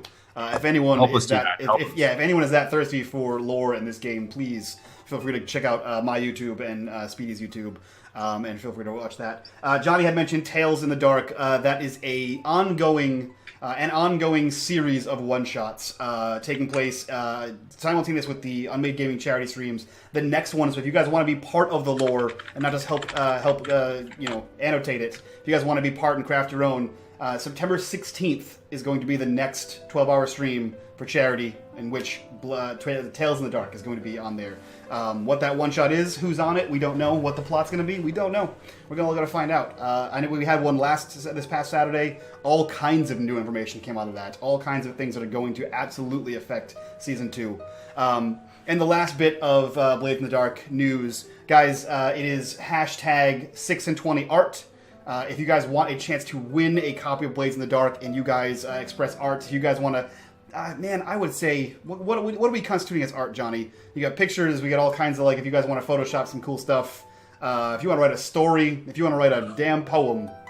Hit up Owlbear on Twitter. He is the master of the technique with which we use to take these pieces of art, and then these derivative pieces of art, and then put them into the 6 and 20 way. Talk to him. He'll have a conversation with you about what he does from an art perspective, so you guys will be able to create new and interesting things. And I would love to see more of that type of thing done. Yep. So what we're going to do is we'll blast out all the art you guys send to the hashtag 6 and 20 art, and at the end of the season we'll pick a winner. whoever had the best, most 6 and 20 thing, and we will send that person a free copy of Blades in the Dark, and you guys can get started on your own nefarious adventures. There will be no stream tomorrow for Havoc in the Hinterlands. I am leaving tomorrow morning and going to Gen Con. If there's anything you guys want to see at Gen Con or want me to talk to or touch tips with, hit me up on Twitter at unMadeGaming on Twitter. And for now, we're going to get the hell out of here and raid our friend Bubbernot, who is currently playing, I think, some Dungeons and Dragons, I believe? No, he's playing some World of Darkness, a little one-shot over there. So guys, go raid that fine, fine gentleman. Give him all your love. And from all of us to you, bye-bye.